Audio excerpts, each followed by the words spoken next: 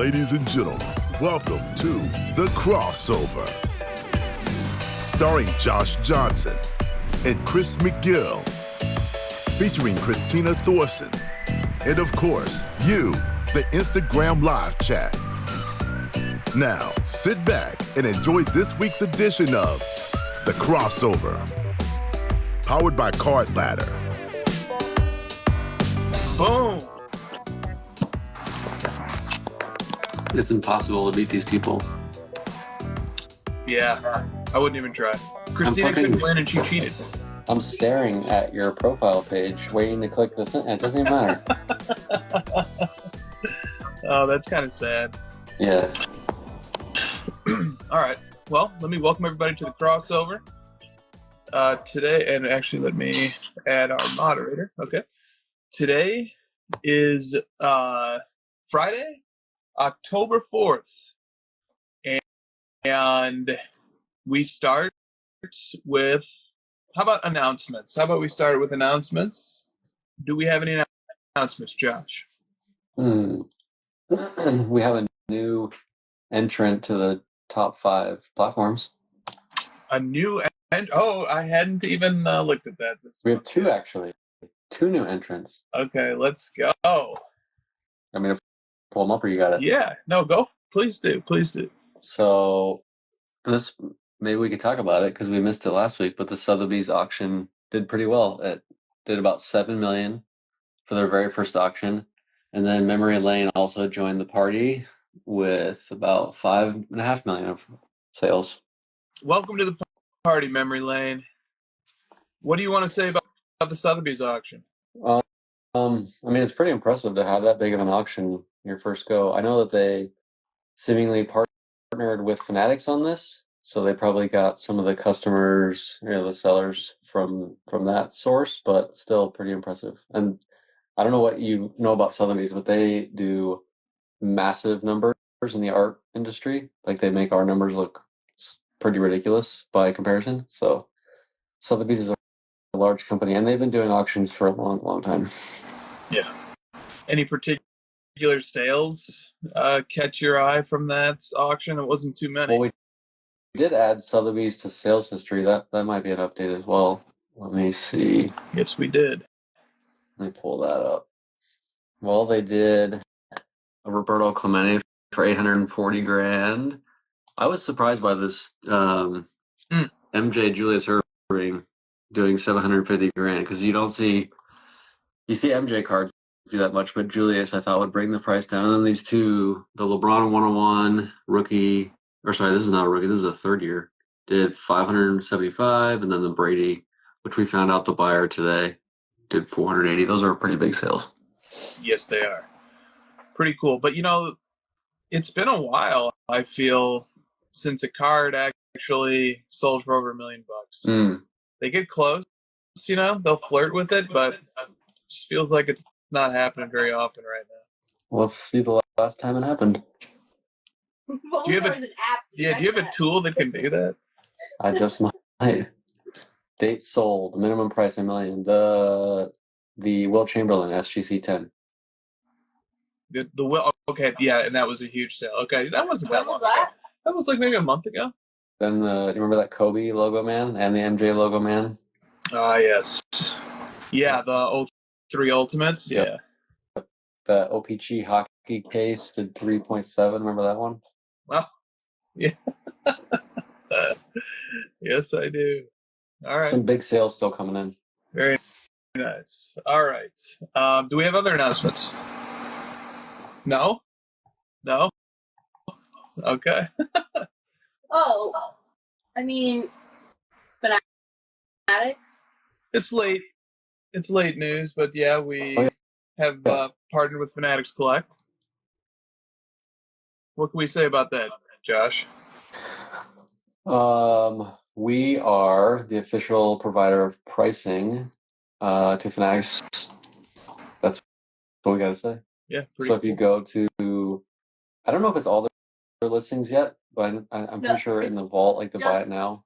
Yeah, it's the vaulted buy it now. Okay, it'll show you like the CL value basically, right? And then if you're a vault customer, you have access to card ladder values in your vaults, like collection. Well, that's cool. Yeah. Very cool. All right. Sweet. Yeah. So just you'll show everybody how overpriced their cards are.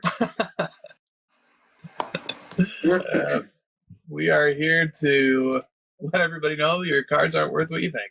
We're here to keep people honest. And for anyone that's not familiar with Card Ladder or us, these are based on comps. These values are derived, and you can go to our site and read about how we get these values, but they're strictly derived from actual sales. If there hasn't been a sale, we don't show a value. Indeed. If you're interested in learning more about the partnership, Lauren of Lauren Goes Here on Instagram wrote a great article for Sports Illustrated Collectibles website about Fanatics Collect and what they're doing. Nice. I learned a lot from that article. So she did a nice job. Yeah. She talked about the partnership. Oh yeah, I see it here. Awesome. I'm gonna read this. Cool. All right. Do you have any mail days? I have a huge mail day. Let's go. I have a smaller mail day. Should I go first then? Sure. Yeah. I have 3. One of them is huge. Yeah. I'm saving it for the show. I didn't do a live mail day. Because I was doing a demo of Card Ladder today, and he added to his showcase. Oh, damn I was demoing. It popped up, and I was like, "Oh, this is a new card." Damn it! I forgot about that. I do that, and then like a couple minutes later, or in this case, hours later, I forget. All right, here we go. Here comes my mail day. Oh snap! This is the 2018 Select Premier Level Die Cut Black 1/1 Mahomes. The only 1/1 of that card, and it pairs really nicely. I'm just enjoying them together on the desk right now with the 2017 version of the same card. So that is my mail day. Didn't we get a question this week about if we've ever owned the same card? Dude, I'm going to be honest with you. That question came from DPZ, and I have no idea what that question was asking. I think it may have been a typo. You just are touching a card that we both owned. That is very cool. Yeah. That's crazy, the circuit that card did. I'm sure it went through many hands. All right. My mail day's out of the way. Let's go. Now you need the third one. Well, you might have the most expensive card of the mail days, actually. Because I don't collect quarterbacks, and quarterbacks are expensive. All right. These are all came this week. And here we go. Aaron Donald, 2023, Optic Gold Vinyl 101. Now that I'm in the modern game, I'm realizing the best time to get these 101s is right when the product comes out. Because I've found like 5 of the gold vinyls for this product that I want, and they're all, like available and moving around. Indeed. So this one was at auction. I'll grade that one at a future date. And then, so going with that theme, I found the Tyreek from this year's Optic. This is the gold vinyl 101 as well. Did you remember my prediction the Dolphins are going to break scoring records? I think they're the worst offense in the NFL. There's a mitigating circumstance. I think we know why. Skylar Thompson and Huntley are pretty bad. All right, this is the big one. 2017 Cooper Kupp Black Finite rookie card. Love it. Pretty sweet. Best season for a receiver of all time, 2021. Yeah.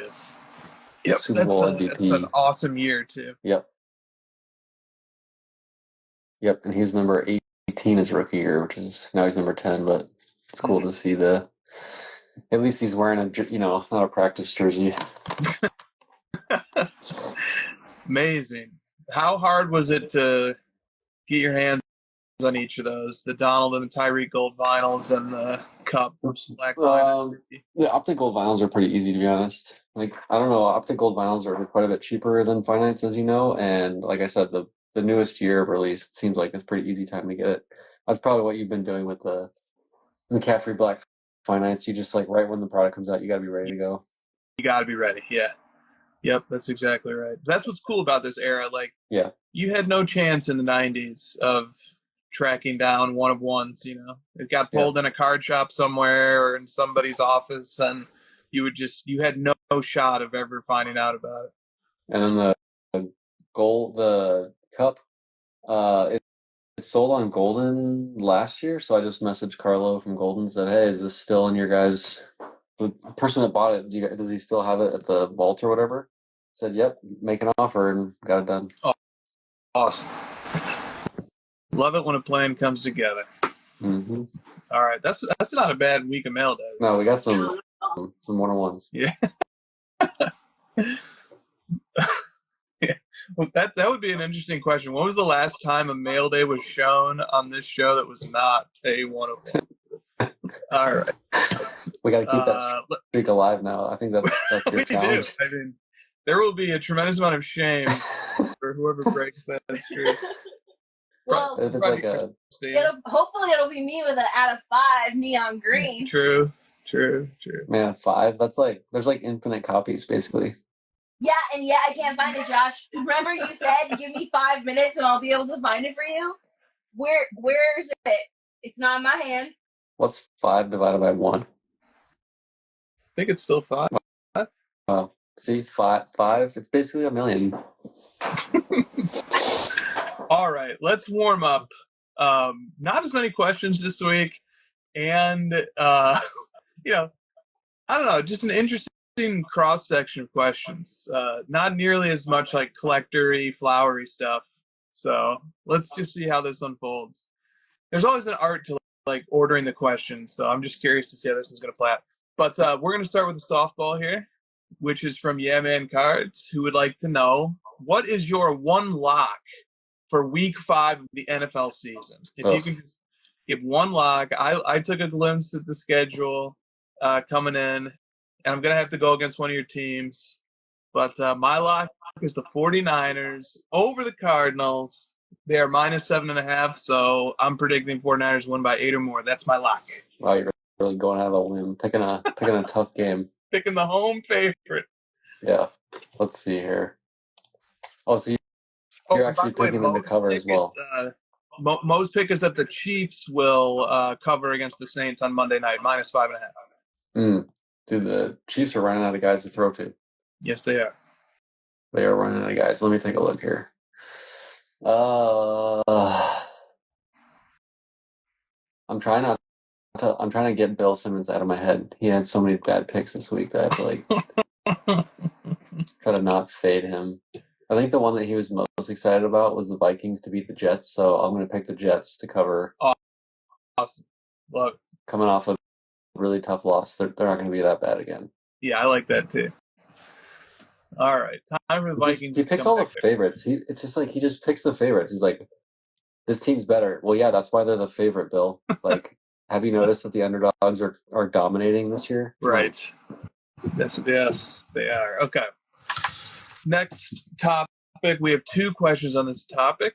The topic is card thefts, the thievery of cards.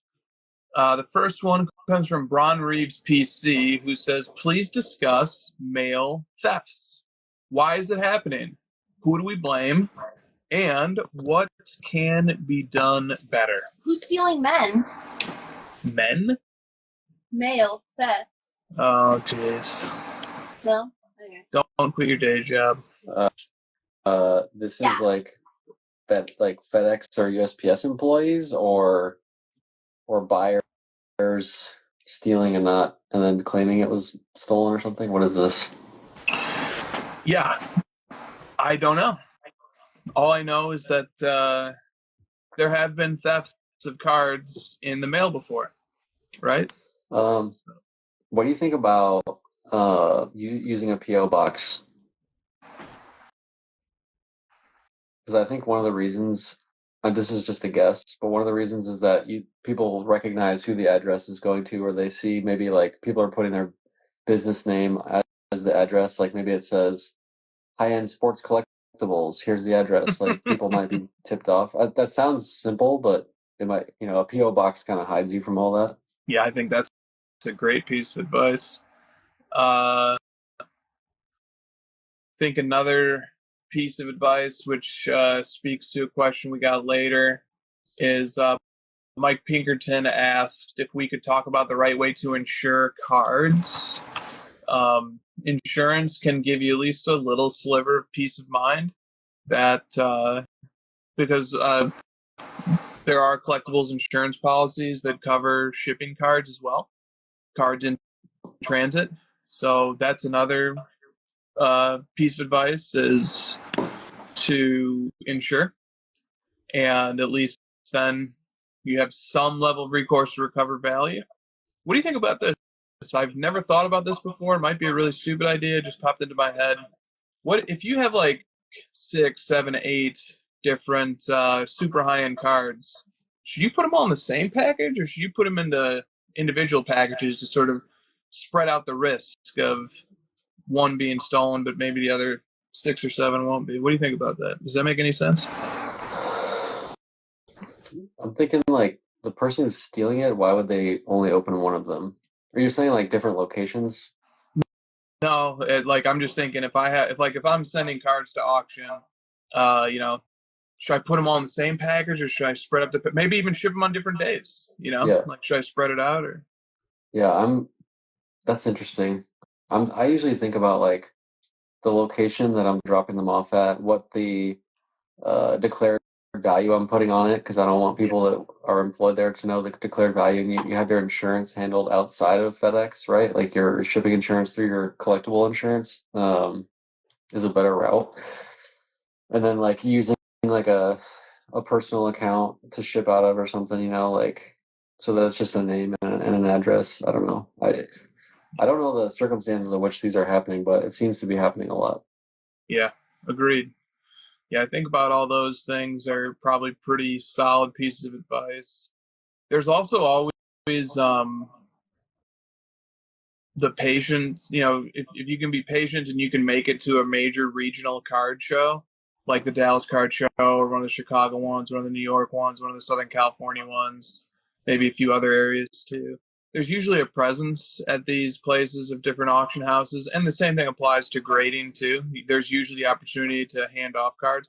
Nat actually went and did an interview with Brett for the Stacking Slabs podcast feed this week, and that was one of the things he talked about, was actually that people like to hand deliver their cards for grading, which I thought was really interesting. So you're not alone if you prefer to hand off your cards to the grading company. And if you have a little that's what I do for the most part. Like I try not to ship my cards to grading. I try to wait for a show or wait for an opportunity to hand them to somebody at the company. Yeah, because they're going to be in your PC. They're going to be in the plastic eventually. You might as well just wait, even if you have to wait 6 months, which I've done as well. Yeah, I love waiting until the National and like grading them on site if they're worth it. And PSA does like local events sometimes. They had that one here in Phoenix, and I took advantage of that. They were hosting like a Suns game thing, and so I did that. There's also there's usually PSAs at more shows than you think too. Definitely. Mike Pinkerton had an interesting idea. He's the second question or suggestion on this topic. He says, should manufacturers start marking all cards, which would make them harder to steal, such as by placing micro serial numbers on everything? It's hard to do that retroactively, right? Oh, yeah. It would have to be going forward. Yeah, it seems like all the cards that are already out are like going to be 99% of it for a while. Yep. I guess it's sort of like putting a VIN number on the cards. It's an interesting idea. I don't know how practical it is. All right. Moving on here. This was a tremendous question from Iowa Dave. Wow. Yeah. Tremendous. One of the best ever submitted, I think. Iowa Dave writes this. A recent episode of Derek Thompson's podcast called What Happened to the NFL Quarterback shared information that might explain why so many quarterbacks have entered the league since 2021 and are not succeeding. Long story short, a defensive adjustment has made it harder than ever to read schemes, and new starting quarterbacks are the youngest they've collectively been in NFL history. Okay, so bringing this back to cards, it got me thinking about the value of outside sources when it comes to assessing the hobby. Thompson, for example, is an economics reporter. It seems like experts in history, psychology, sports, and current affairs can tell us as much, if not more, about the collecting space than many of the so-called experts inside of it can. What do you think?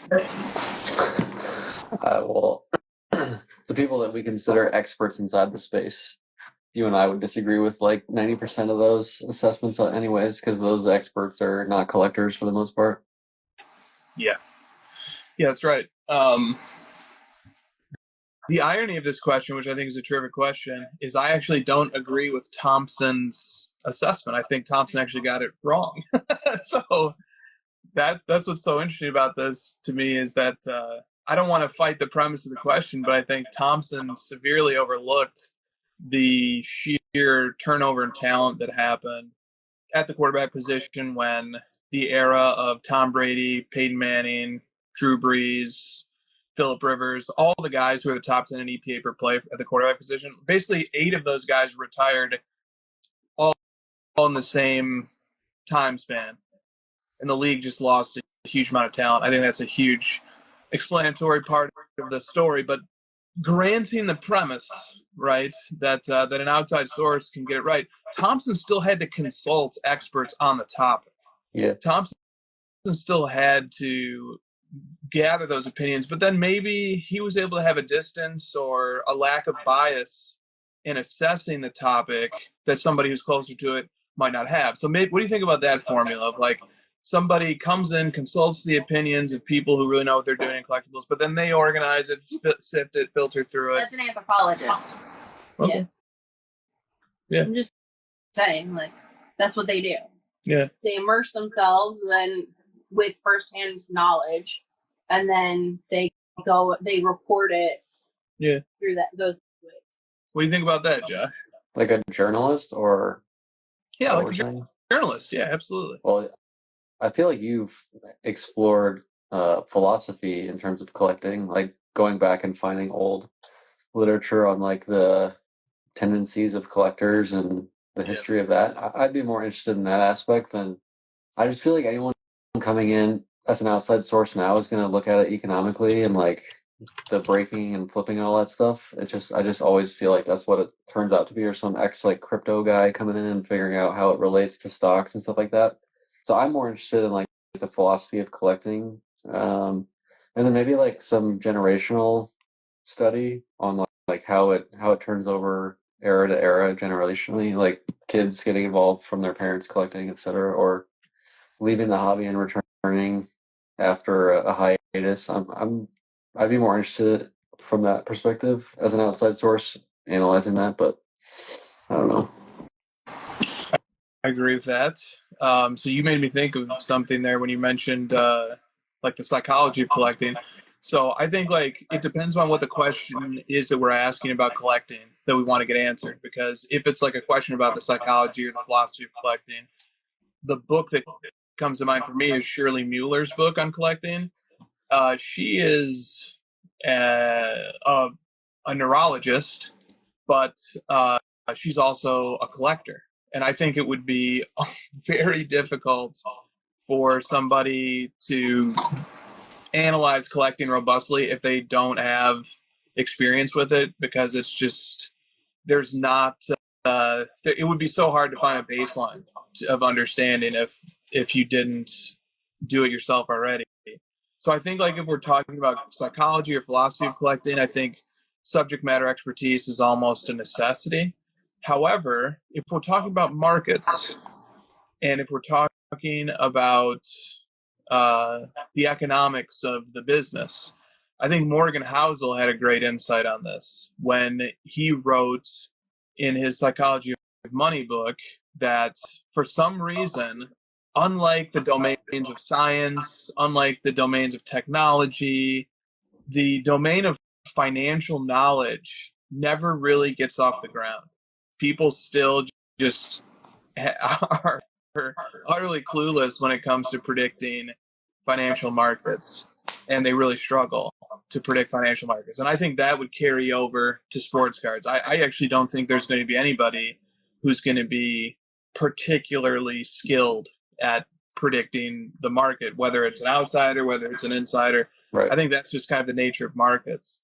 But I just have a hard time. Like, I get what Iowa Dave is getting at here, and I like the idea that the alleged experts inside this space really are lacking expertise, and there are gaping holes in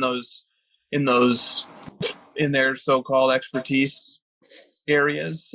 I agree with that, but I also just think that somebody coming in from the outside, they're not going to be able to do it well either. And like, one of the problems though is that the so-called experts, the people who participate, they're so biased. There's such a tendency for them to give information, advice, opinions that is going to directly or indirectly benefit them.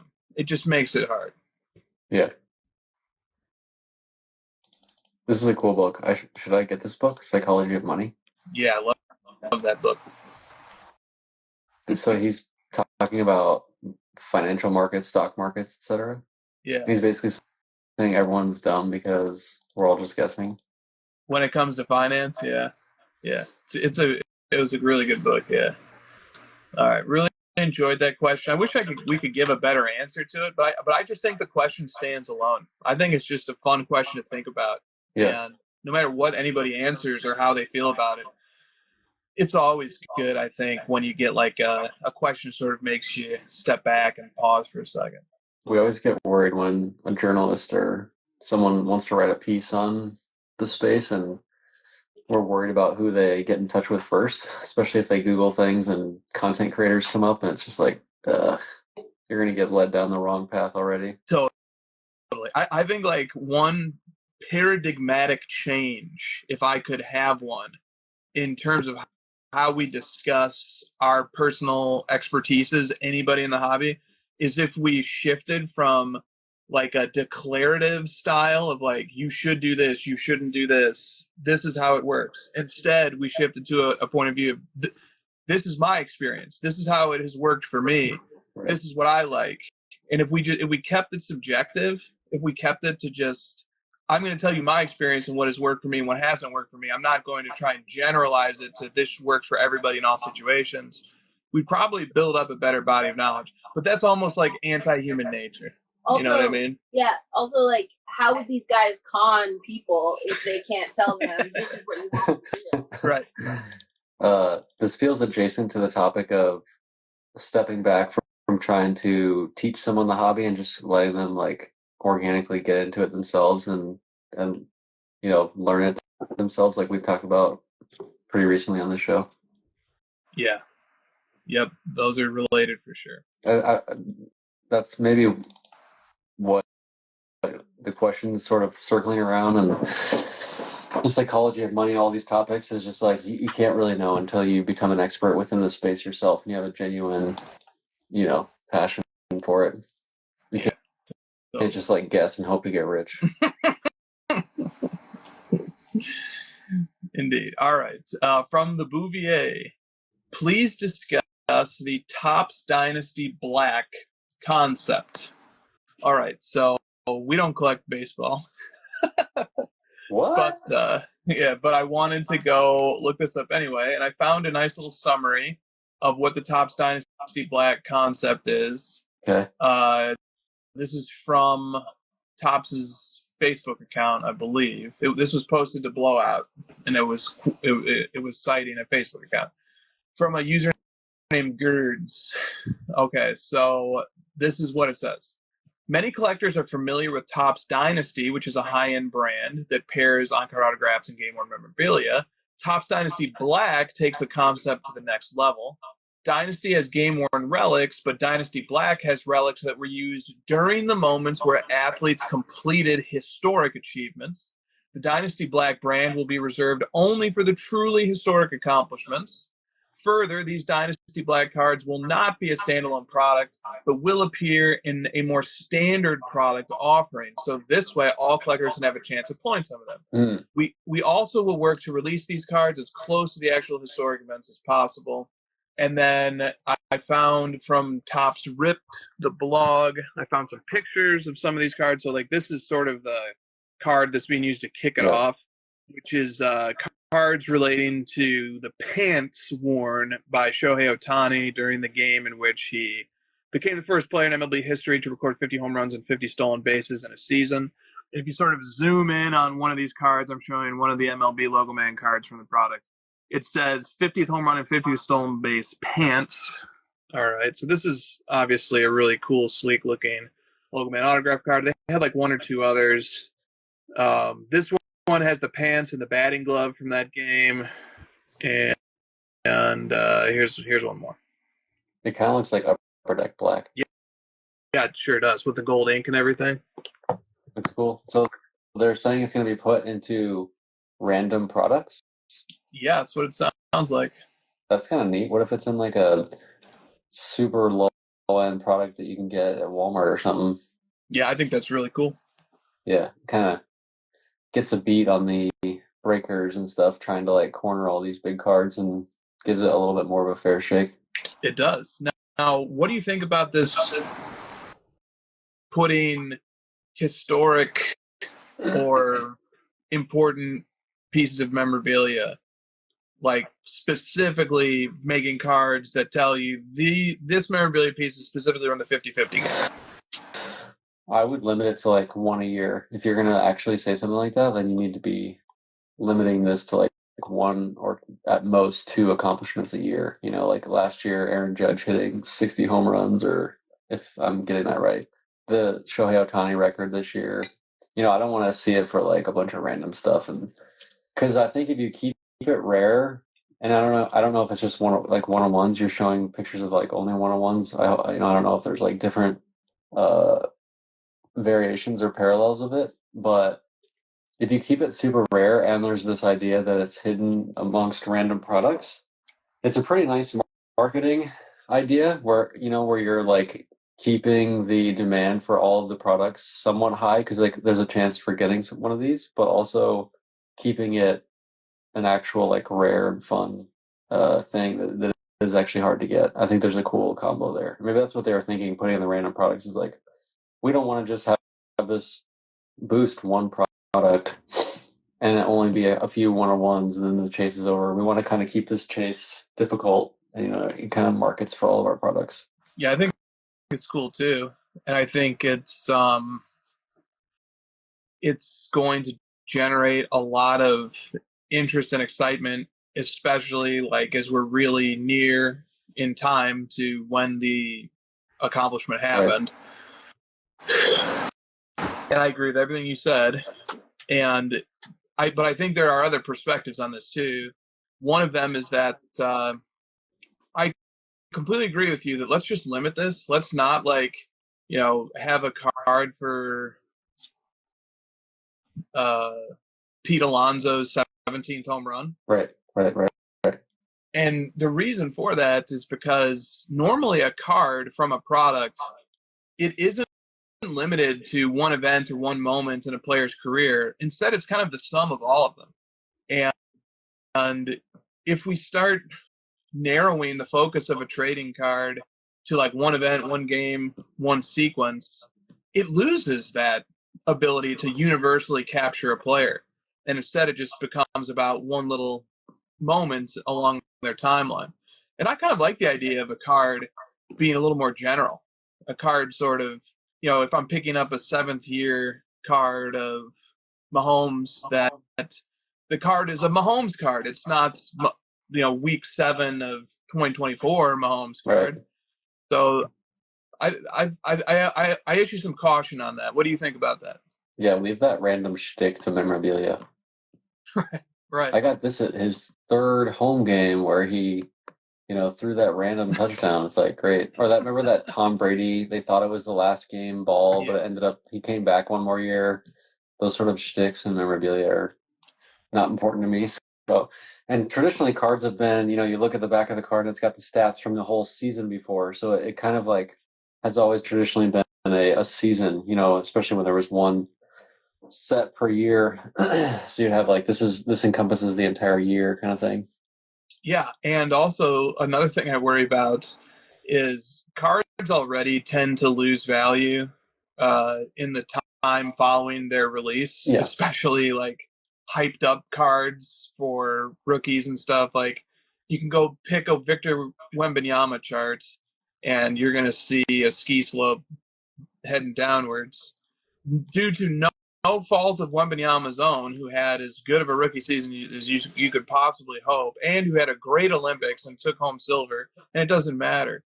And I just think that these type of cards are totally primed in the most conceivable way to have a precipitous value drop off after release, because there will never be a time when that card is as exciting or as desired as when the event just happened. So you lose the shininess of the new release aspect, and then you also have to deal with the distance that gets created over time between the events and the current moment. You brought up Wembanyama. I have to I've been doing some content research for like specific high dollar sales of cards, and Wembanyama cards, there is so many Topps Chrome Wembanyama cards. I just have to bring it up. It's just like, word of caution, if you're buying Topps Chrome Wembanyama cards, there are a ton of them.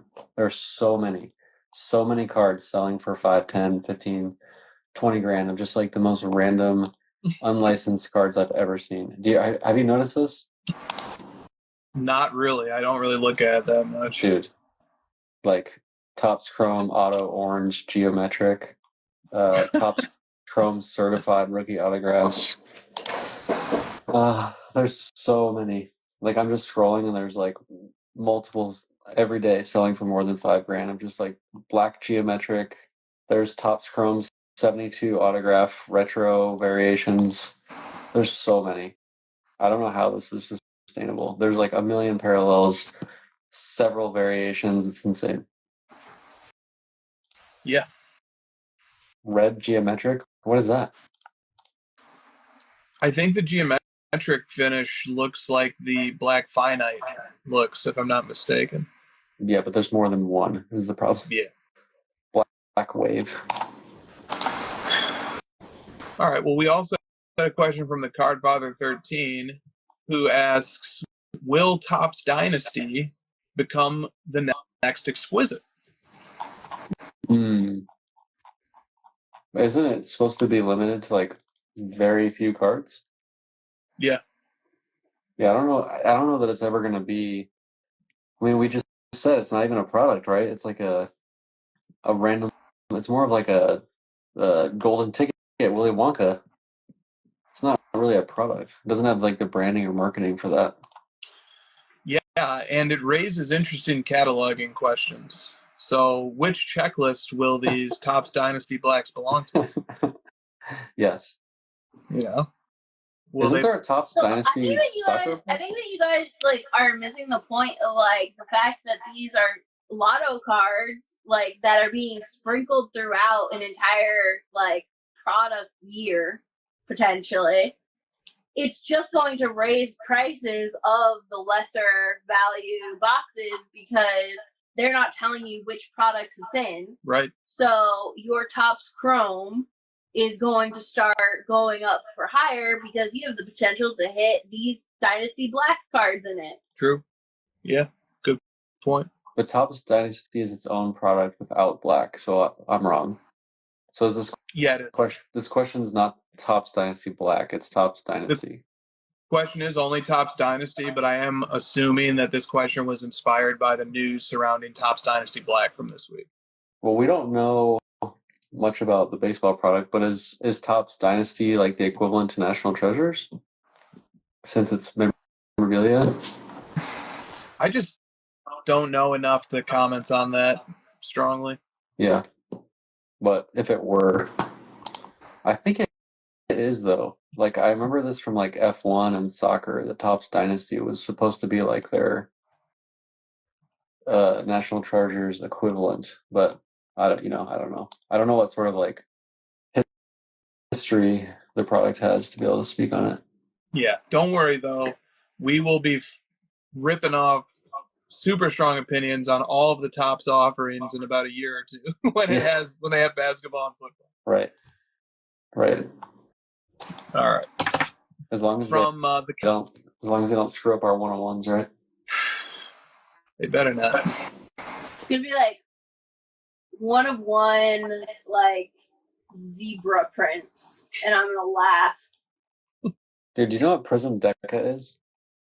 Yes, I do. What the F is that? It's unbelievable. There are 4 different standalone Prism products with their own checklists this year. You have Prism Deca, you have traditional Prism, you have Prism Monopoly, and then you have Prism Draft. They literally made it look like 2012 again. We already had Flashback. That's right. So there's Prism Flashback from 2022, which looks like 2012, but that's an actual insert with all the parallels. And now there's Prism Deca, which is also has the visual look of 2012. Yeah. Dude, that's so insane. That's ridiculous. And people are going to try to make it 2012 Prism prices, they're going to try to like hype up this weird product. All I can say, if I wanted to look at the glass as half full, is that I'm glad that they broke it into 4 different products with 4 different logos, 4 different brands, 4 different checklists.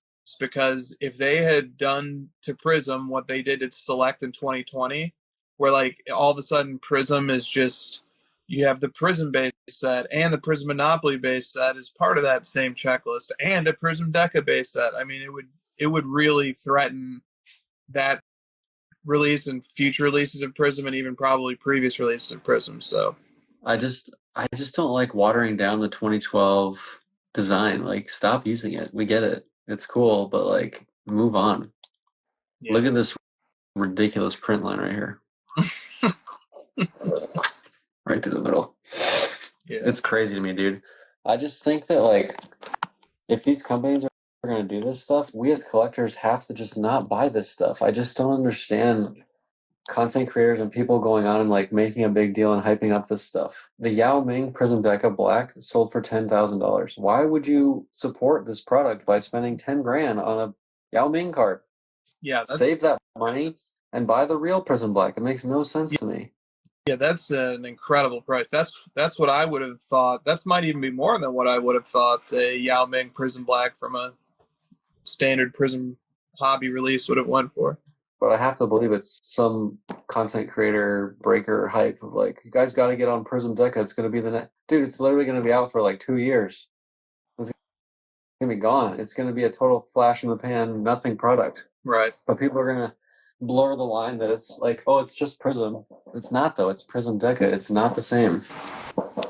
I agree. I think some of this is like a frustration that people have with how difficult it can be to get, for example, true Prism Black 1 of 1s, that they're gonna flock to what's available when their wallet's burning a hole in their pocket. That's the point of collecting. It's supposed to be hard to get them. Otherwise, everyone would have them and they would have no value. That's the whole freaking point. Or there'd be milk cards. What do you not get about this? It's supposed to be hard. That's why it's called 1 of 1. There's only one. Right. Now there's like 7 Prism Black 1 of 1s. Like, what the fuck? Yeah. Yep. Like, what the heck is what am I looking at? What am I looking at here? What is this?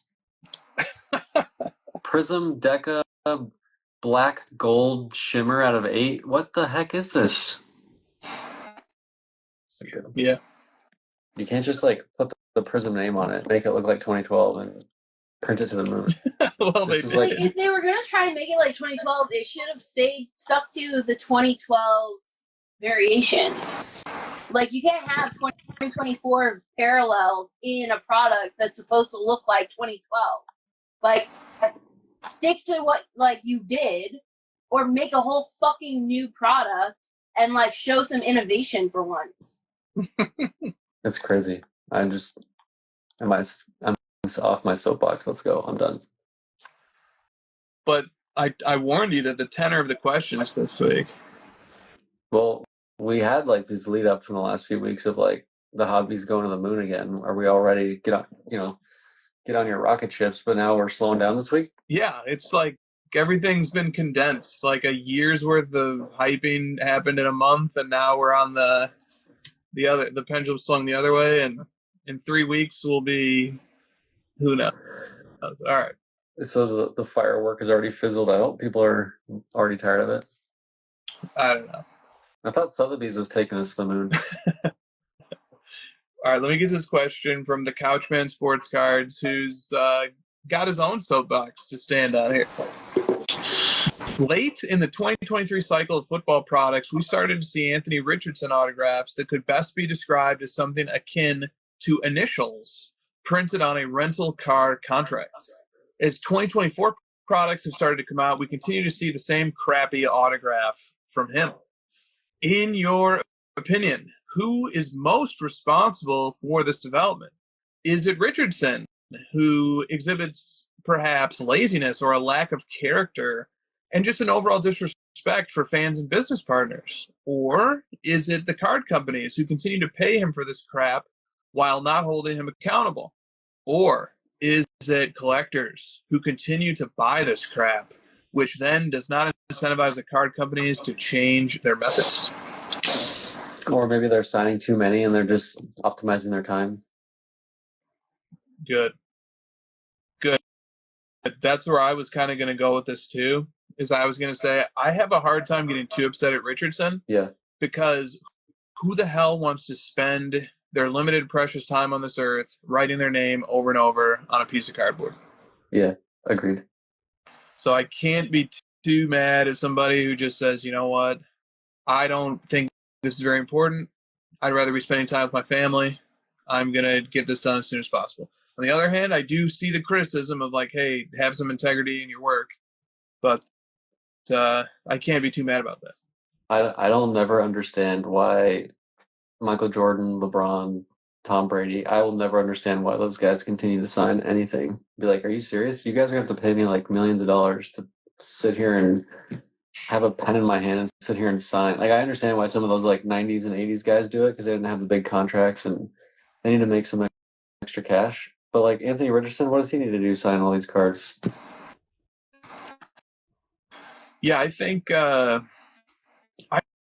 I do think that the biggest culprit here, going back to your answer on the previous question, is us who are paying for this stuff.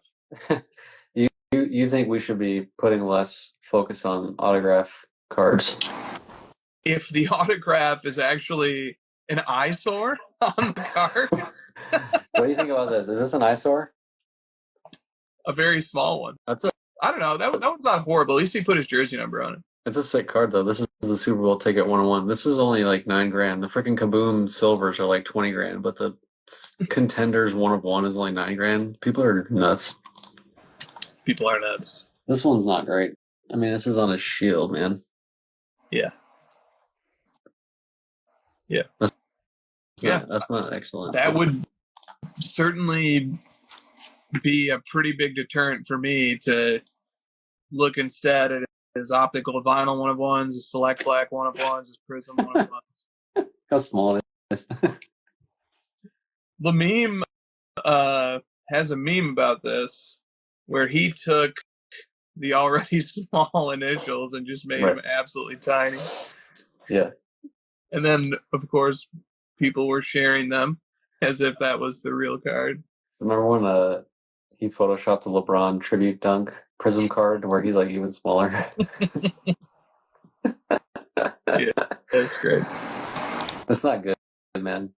Is it just Richardson, or is he like the worst offender? Oh my god, look at this one. Sticker to boot.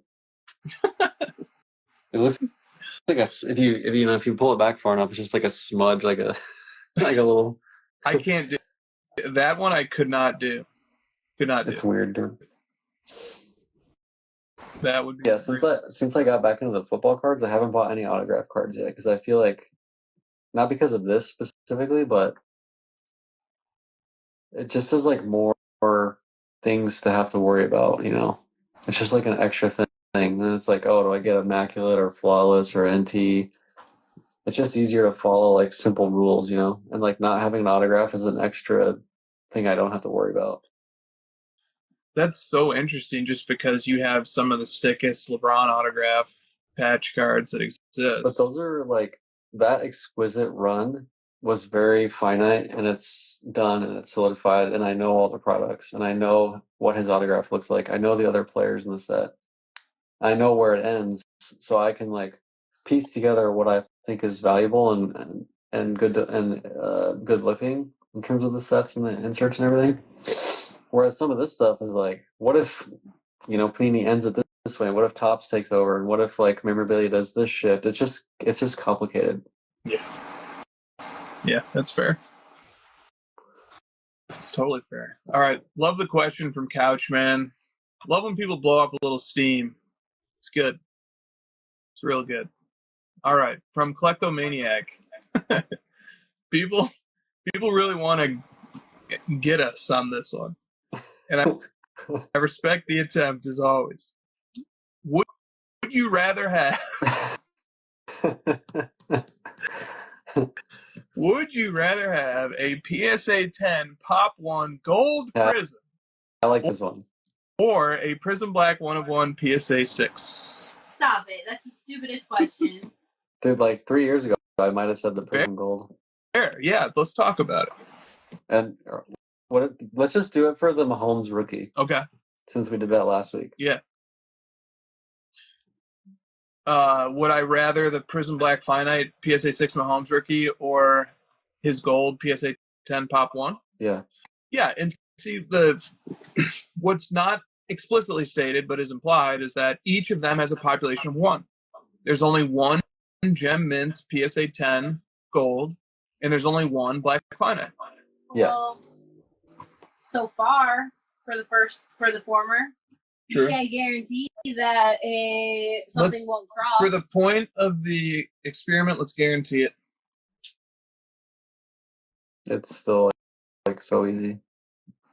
It is for me too, but yeah, because like what happens? Okay, it's a Gem Mint now. Yeah. What happens if you drop it and you crack the case and then you have to send it back in to get reslabbed, and they're like, just kidding, now it's 9. So your main worry is you're not focused on, well, it's a gold and it has 10 copies. Your concern is more so that... No, I'm trying to justify that a 1 of 1 manufactured as a 1 of 1 is significantly better than a like graded Pop 1, because that is not a guaranteed Pop 1. Yeah. A gold out of 10 is a Pop 10. Yeah, I think that's right. I think that's exactly right. I think you can actually trace in the history of cards, I think you can trace all the different ways that we as a collecting community have tried to create the ultimate form of rarity. So, you know, we've one of the ways that we've done it is just with print runs. Let's only make 3,000 of these sets or something. That was like in the earlier days. Then you have the next phase, which is rarity due to condition. So maybe you have 10,000 copies of a card, but only 100 of them are in Gem Mint condition. Then we got to grading. So grading was just building upon condition. Grading was taking condition, but bringing a third party's opinion to it. But the same concept, though. We're going to stratify cards. We're going to create rarity by having only a very few, hopefully, that obtain the highest grade. Then the next phase after grading was serial numbering and super, super short prints. So then we went from having, hey, we have, 100 PSA 10s to, well, this card is numbered to 100. And then finally, we're at the phase we're at now where we even have, we have 1 of 1s But we even have multiple one of ones, and so now we have to sort of look at more things like which of the one of ones has the longest legacy, or which one comes from hobby versus the one that comes from retail or whatever. But anyway, the point is that, in my opinion, to Christina's point, the manufactured one of one is the truly rarest edition of the one of one. It looks different design wise, which is very important. It has its own unique look. It also is numbered one of one. And that is a more desirable rarity than a rarity that is born of condition on a card that has 10, 50, 100, 5, however many other copies. I have 2 follow-up questions. Yes. What if the PSA 6 was because there was a giant scratch on the front of the card that took away from it greatly aesthetically? People are like, oh, it's not a 6 if there's a scratch. It's a 5, it's a 3 or a 4 or whatever. Yeah, it starts to get more difficult. And then the second one is, what if it's a black shimmer? It also starts to get more difficult. Yeah. In the case of the scratch, I start to get really worried if it verges on being a big eyesore for my own collecting preference. Right. And for the Prism shimmer, that's a little bit easier for me. I'm still going to lean shimmer because as long as there's not like a big nasty eyesore on the card, I'll take the one that has 1 copy over the one that has 10. Interesting. What about? Oh, okay. So I thought you might go gold on the shimmer. I thought I might have got you. Nah, it is closer again, but I have this like dilemma myself. Like with Jokic cards, I have 1 black shimmer and I have, I don't know, 7 or 8 Prism golds, and I would rather have a black shimmer than even some of the PSA 10 golds. What about like the Nebula? Like you take that all the way? Yes. Yep. Nebula has a better, stronger lineage than the shimmer does too. The Nebula goes back to 18. The shimmers look pretty cool. Yeah. Yeah, see, like what Currency Project says is he doesn't mind the scratch. It's still a 1-1. It adds some character. Yeah, I think that's right too. I think that there are a lot of people who would go that way. Yeah. But Dave Rip says this: would you rather own 10 Luka Prism Gold rookies or only the 1 of 1 black? The 10 are worth more, I think. Plus, like, in today's market, if you have all 10 and like you wanted to buy a different card, you could sell off some and still own the majority of the gold. That's interesting, yeah. But like with the 1 of 1, you're locked especially in. For me, like that card's being inherited because I'm not ever selling it. Yeah, I would trade the 10 golds for the black. Yeah. You would. Okay, so if you had the 10 golds and somebody else had the black, you would swap out your 10 golds for the black. Yep, and I'd be like, I don't want to hear you talk about what these are worth and multiply them. I don't want to hear any of that stuff. Yeah. Do the trade or not. I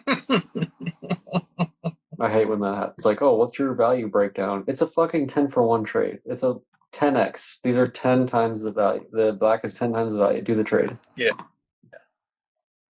What about this one from Currency Project? If you own all 10 and destroyed 9. No, come on. He's just hoping that like we buy all 10 and then gift one to him so he could like Currency. He could destroy them. Yeah, that's what he's hoping. I don't know. Creative destruction. Yeah.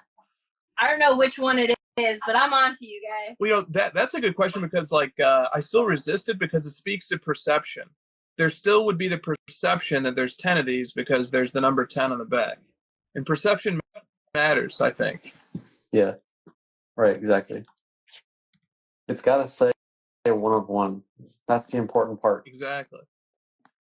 Now, what would be the scenario where you would, like, for you, turning your question back on you, what if the card had a bullet hole in the middle of it?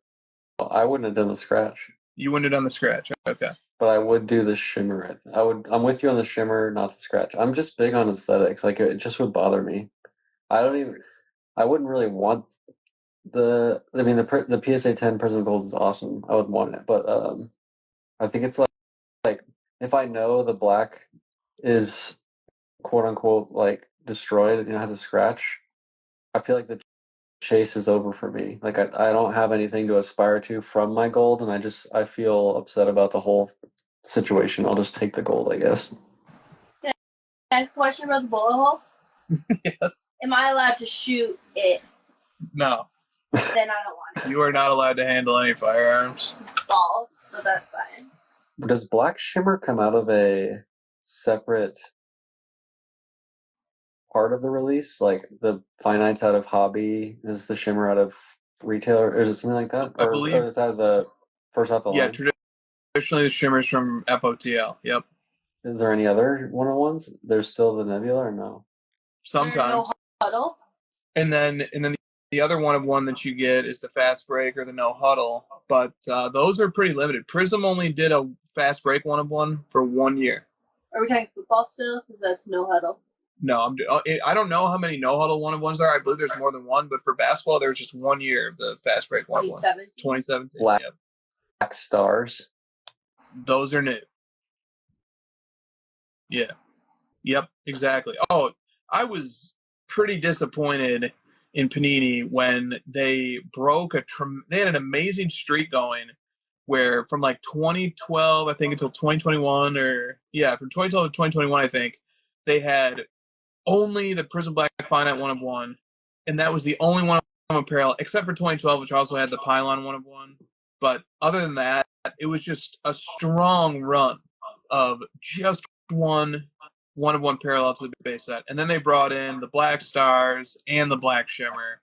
All of a sudden, there's 3 1/1s. You'd rather have the Black Shimmer over the gold, but you'd rather have the gold over the Black Stars? I would still take the Black Stars over the gold, too. Like, a great example is, like, I've got a Purdy Prism Gold PSA 10, which is a Pop 2, and the Black Stars came up for sale. And if somebody who had the Black Stars offered me that one in exchange for my Prism Gold PSA 10, I would do it. I feel like they would do it too. Can we connect us? Can we make that happen? Connect these nuts. Pause. What's the line though? So there's 3 right now. What if there was 6 next year? Where do you draw the line? Well, I think like once you're over 3, it's like you're almost to 10. So what looks better, the gold or the black, whatever. Yeah, it starts to become a real problem. Yeah. And not all of the 1/1s are equal either. Right. Some are just way, way better than the others. Right. I just described to you. Select. Yeah, I think there's six sets of 10 golds in Select as well. I think most people would take from 2017 Prism. They would probably rather have a PSA 10 gold than the Fast Break Black 1/1. Or it would be pretty close. I have to draw. I'd probably draw the line before you would. Yeah. I don't know. Yeah. I'm not sure where I draw the line, but I probably a little bit before you. Yeah, I think I'm a little more comfortable than you owning an obscure-ish 1/1. Yeah, I'm still Gold Prism poor. Yeah, dude. No, I mean Gold Prism in basketball, for example. The Gold Prism predates the Black Prism. Yeah. The Gold Prism goes back to 12. The Black didn't start until 13. And that means a little something, too. Well, you've completely ruined me on Gold Prism, though. Like, I'll see an auction for a football guy that I like, and it's a gold, and I'm literally like, my God, what a piece of trash. Like, I don't even click the heart, to watch it. I don't even bother. You have to excuse yourself and go vomit in the bathroom. It's just like, oh my God, there's 9 other doofuses out there that own this card already. Oh my God. The guy that's selling this is probably like, just get this away from me. Yeah. One of the wake-up calls I had was when I was able to acquire 4 of the McCaffrey 2017 Prism Golds. It was like, a little too easy, guys. And then it's like, I go look at my Topps Chrome Golds out of 50, and I'm like, oh my god, this is like a milk card. This is just like a turtle murderer. Is he saying milk? Yes, card? like a commodity item. Oh, okay. He said it before, and I didn't understand what he was saying. I thought I coined that term. Cards. You did. This is my term. Yeah. I coined this. You popularized this expression in the great pandemic of 2021. The milk card. Not because people often use milk as a representation of like the common grocery store item. Correct. Look, not to get political, not taking sides, but during the VP debates, one of the candidates, won't tell you who, had a nice little rant about the commoditization of real estate, and I almost stood up out of my chair and applauded. Well, let's go. That's your presidential vote now because of that. No. They won you over. Nope, we'll see. You know, the pendulum can swing. But I really liked that somebody on a big stage stood up and talked about the commoditization of real estate. And then I wanted the moderators to ask them about the commoditization of sports cards. But maybe that'll be in the second debate if they have it. A house is more than an asset. That was a quote out of the debate. That is a heck of a quote. I agree with that. When I turned that debate on, I said, who are these two guys and what do they have to do with my life? Nothing. I'll never see them ever again after the debate. Yep. That's right. Okay. Let's move on. From C Dice Cards.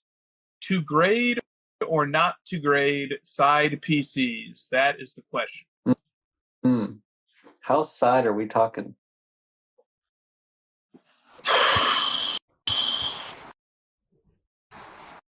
What's your... I grade cards based on a value and a rarity. I know some people grade it as part of their collecting, like it enhances their collection. So it kind of depends on like what's your stance on what cards you grade and what, like, if you picked a random card from a random person's collection and you said, would you grade this, yes or no? And then you ask why. So you probably like assess it in a vacuum first. Good point. And if I follow that reasoning, you know, I grade everything. I grade a Le'Veon Bell Prism Gold that's worth $40. Yeah. I grade it all. I just like how cards look in slabs. Turtle murderer. Yeah, and I hate turtles.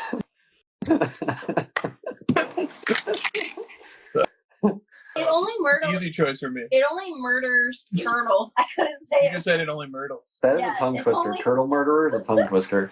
That turtle murderer. That was hard.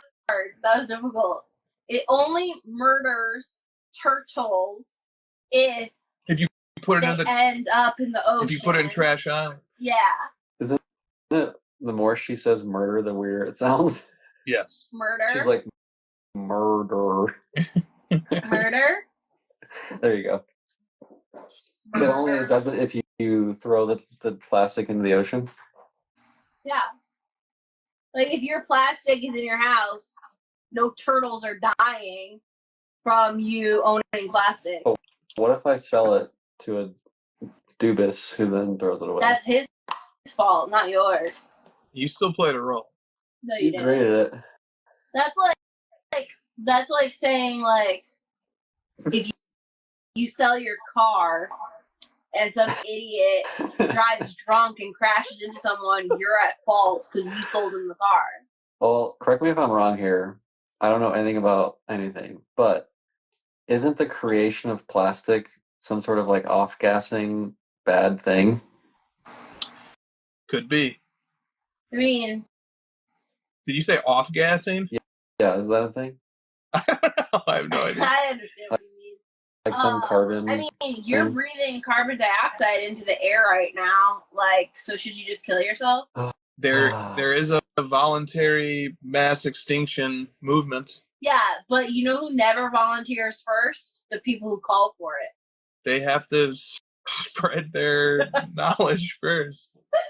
Also, side note, I think we definitely have the record for the most mentions of a turtle in a hobby podcast. Didn't we get a question about this? About turtles? No, just about like no, about like grading plastics, shipping supplies back around the world, and like six shipments to get one card. Like the inefficiency and how bad it is. Yeah, we've gotten multiple questions about that. Yeah, we have an erudite and learned audience. I feel like someone said recently something about this, and like I wish someone would talk about this. And I'm like, I talk about it more than anybody. It's probably annoying how often You are the face of turtle protection. I just feel like I've seen lots of videos where people are just showing me videos of like this, where it's just like a bunch of plastic in a body of water, and it kind of makes me feel bad. I'm going to take credit for introducing the concept of trash island to the hobby. Yeah. I took a class on environmental ethics, and that's where I learned about it. Tell me what you learned. What didn't I learn? Tell everyone what we've done this before. Let's not do this bit again. But when you brush your teeth, do you let the water run while you're brushing your teeth? Wouldn't even dream of it. You know what I'm saying? Like I feel like those micro decisions add up. How could they not?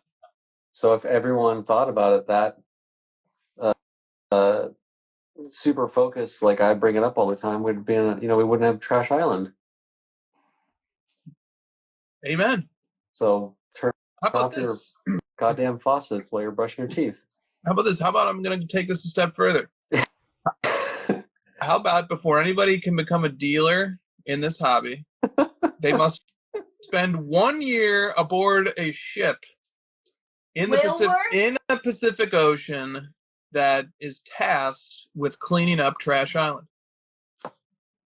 And then we'll see who grades junk cards. Have you seen those robots that clean up trash out of the ocean? I have not, but they are doing the Lord's work. They deserve to rule us. AI. And they will. Terminator. Ah, here it is. Never mind, I'll find it. There, these guys. Look at that. Look at that wondrous miracle of technology. You like how I'm just still showing pictures of trash? We can't even avoid it. We can't. And trash has taken on a lot of meanings. It once was used to refer to Drew Brees as an announcer. Yep. And now it's raising environmental awareness. Yep. I actually, when I searched this, it came up with a picture of the Dolphins offense. Hold on. Here's the Dolphins offense.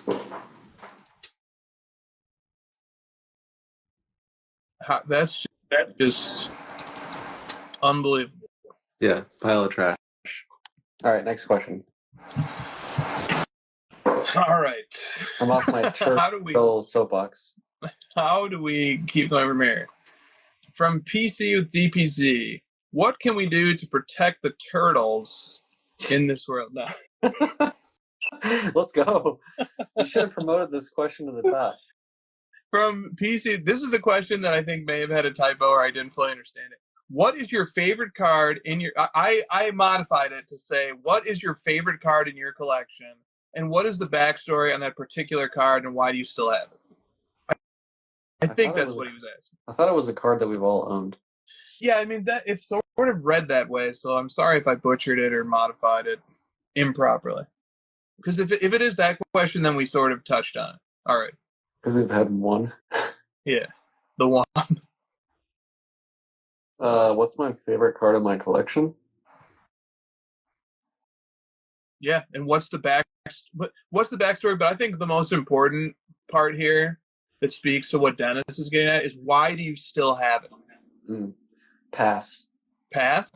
No, I don't know. Why do I still have it? Yeah. Because I like sports cards? Yeah. Yeah, I think that's what it's going to boil down to here.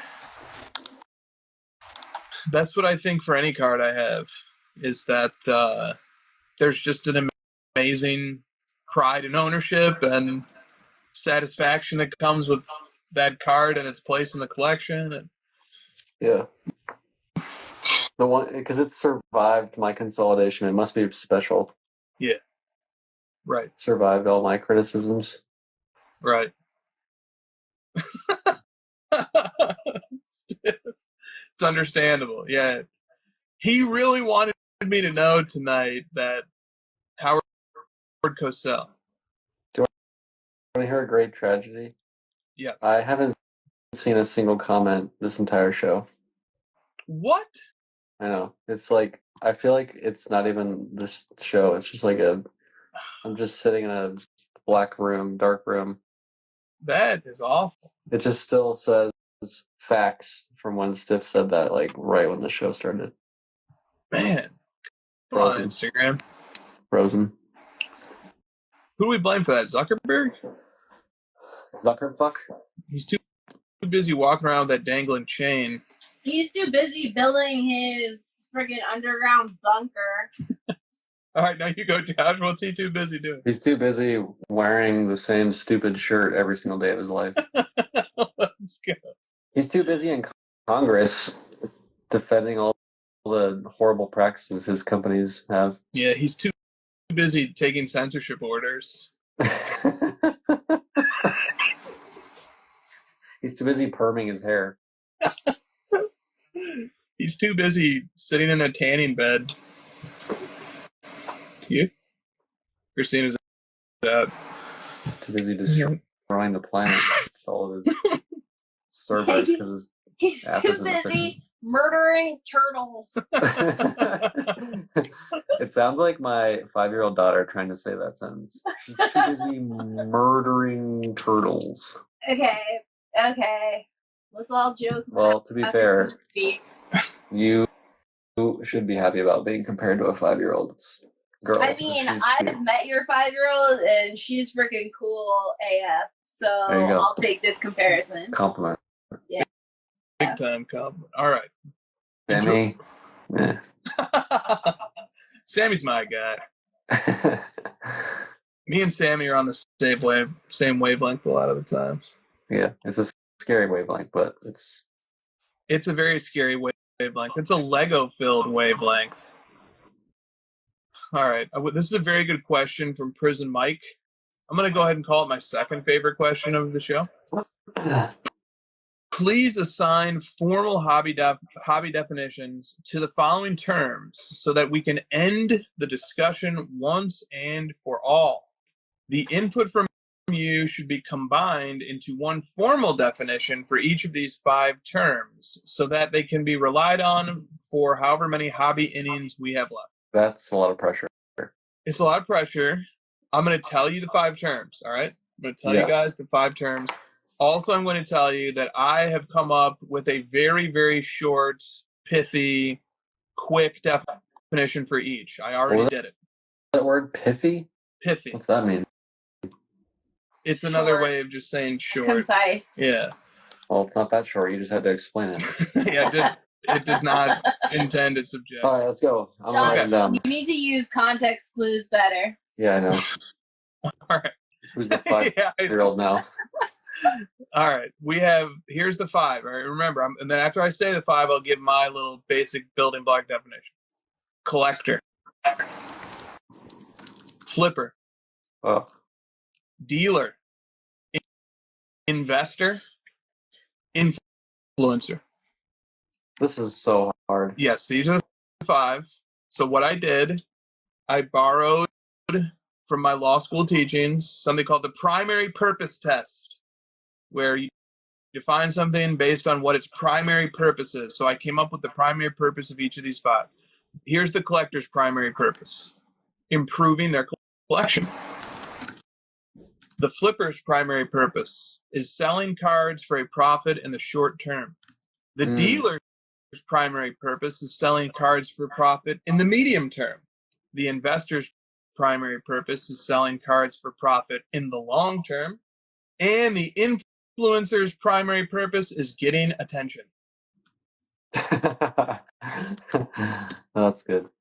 In a long term. I have a problem with the penultimate due to the fact of the people who use that term. This is the ultimate pen.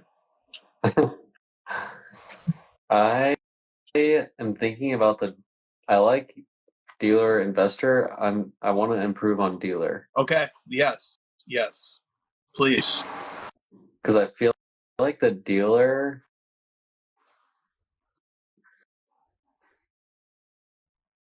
it's sort of like when the dealer to me is like when you go from like a part-time writer to like a journalist. It just feels like some sort of like profession where this is like your primary source of income, maybe. What do you think about that? I do like that. Because it could be like a combination of flipper and investor that's professionalized. Or like the flipper could be like the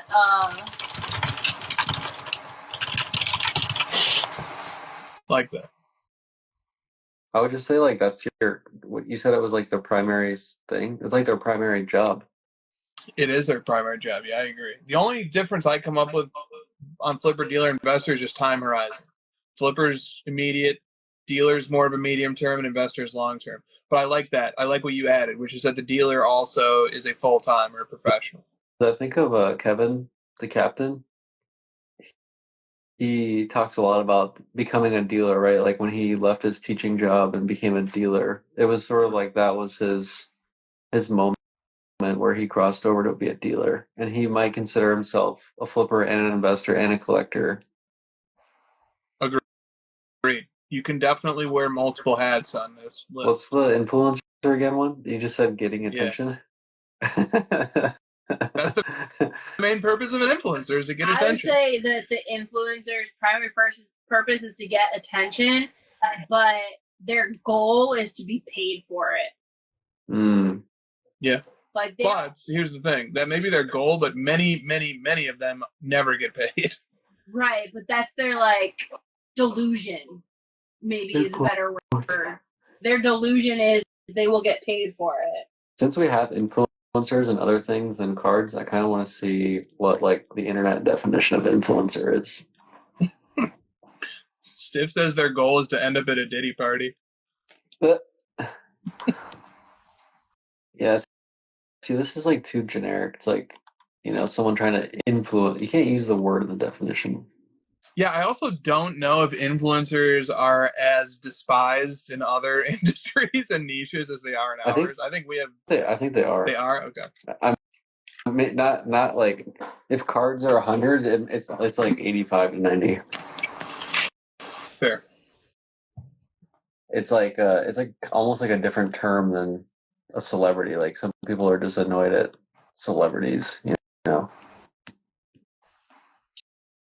one thing I will say is, like, I know that these aren't all, but like a lot of the dealers that we've become friends with are people who are the go-between between flipper collector as well. There's like definitely a nature to being a dealer that involves relationships, right? More so than any of the other categories. And it seems like a lot of the dealers want the cards to get to the collector.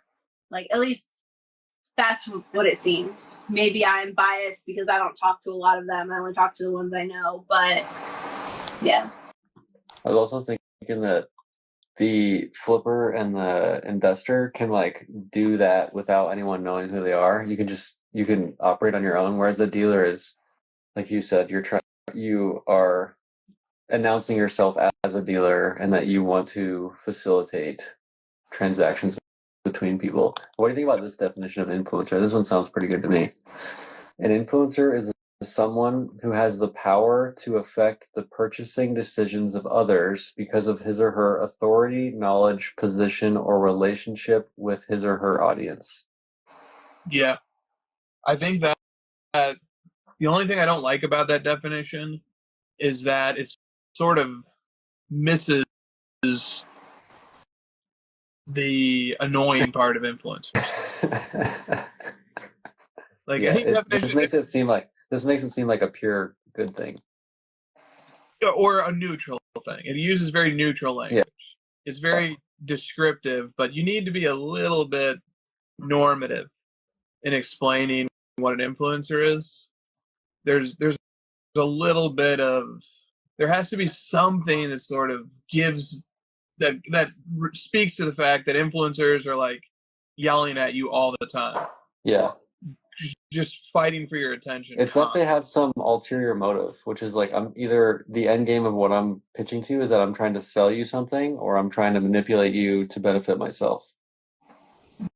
Or just to get more attention. I would say that it's manipulation for their own benefit. Yeah. It's like, and the influencers that in the hobby, I wouldn't even call them influencers because they don't actually influence anyone. Like, if anything, if an influencer is involved with someone or something or some company, I become more skeptical of that thing because I'm like, wow, way to waste your money on this idiot who doesn't know what the fuck they're talking about, doesn't collect cards, and doesn't speak for anyone in this space. So then it influences me the opposite way of what they're trying to do. Have you ever had someone in the internet community, you don't have to say it out loud, maybe just think of it, where you're like, I actually like what this person's saying, they're criticizing things that I've thought were weird, and then like a week after you've been watching some of their stuff, they're like, you should buy mine instead, and you're like, God damn it, well, there goes that. That definitely has happened. Yeah, I feel like that whenever I see that, I'm like, well, now you're an influencer. Thanks a lot. All right. Fun question from Prism Mike. Calvin says the biggest influencers just want to make their own unlicensed cards. Or repacks. All right. I have my own repack product that I'm announcing today, everybody. Yeah.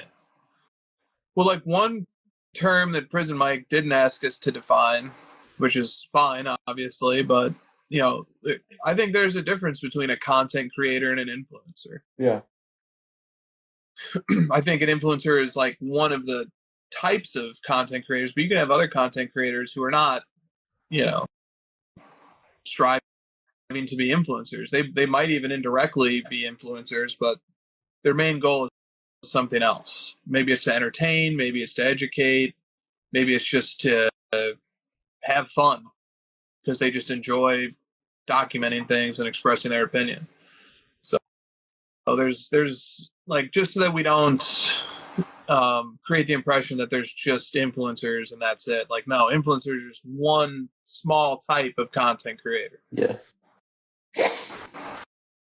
Okay. From Roundtree 13 cards. Is Topps now going to ruin a good thing by overdoing the one of ones immediately after the events? Little preview of Topps Dynasty Black. Well, yeah, I mean that's sort of taking it to the next level. I think people should prepare themselves for a world in sports cards where there's going to be a lot more of this type of release. And the reason why is because it's been a money printing operation. Yeah.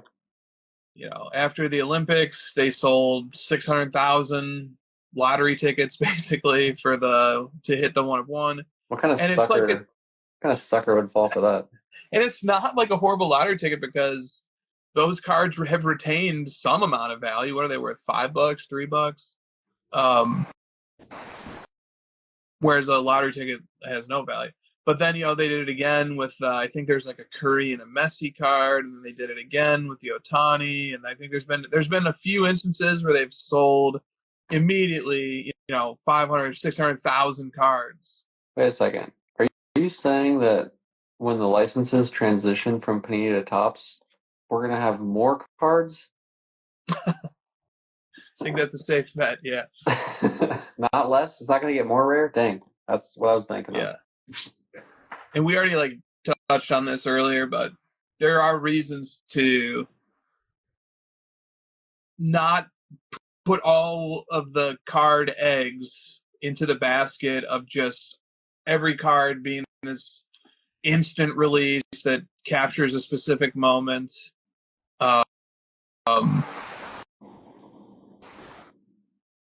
we've already beaten up that topic, so. Yeah.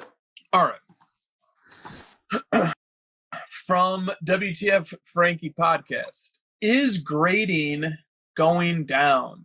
September was a down month across all the grading companies. All right, so pulled up the great gem rate to discuss this. Well, thanks to Ryan, we can see for September 2024 that PSA graded 1.18 million items, which is insane. And that's down 15% from August, and it's down 2% from September of 2024. And all the other companies from 2023. And all the other companies are down 12%, 15%, 28% month over month. And then this was interesting also. So if you break it into sports cards only, PSA is actually up 24% year over year. And if you go over to TCG, PSA is down 28% year over year. So the drop off is happening in TCG and Pokemon. Yeah. Not in sports cards as much. Thank you, Victor Wembanyama. I think it's a little early to say much about if grading is down. I think September was down, both on a month-to-month basis and on a year-over-year basis. So there's something there.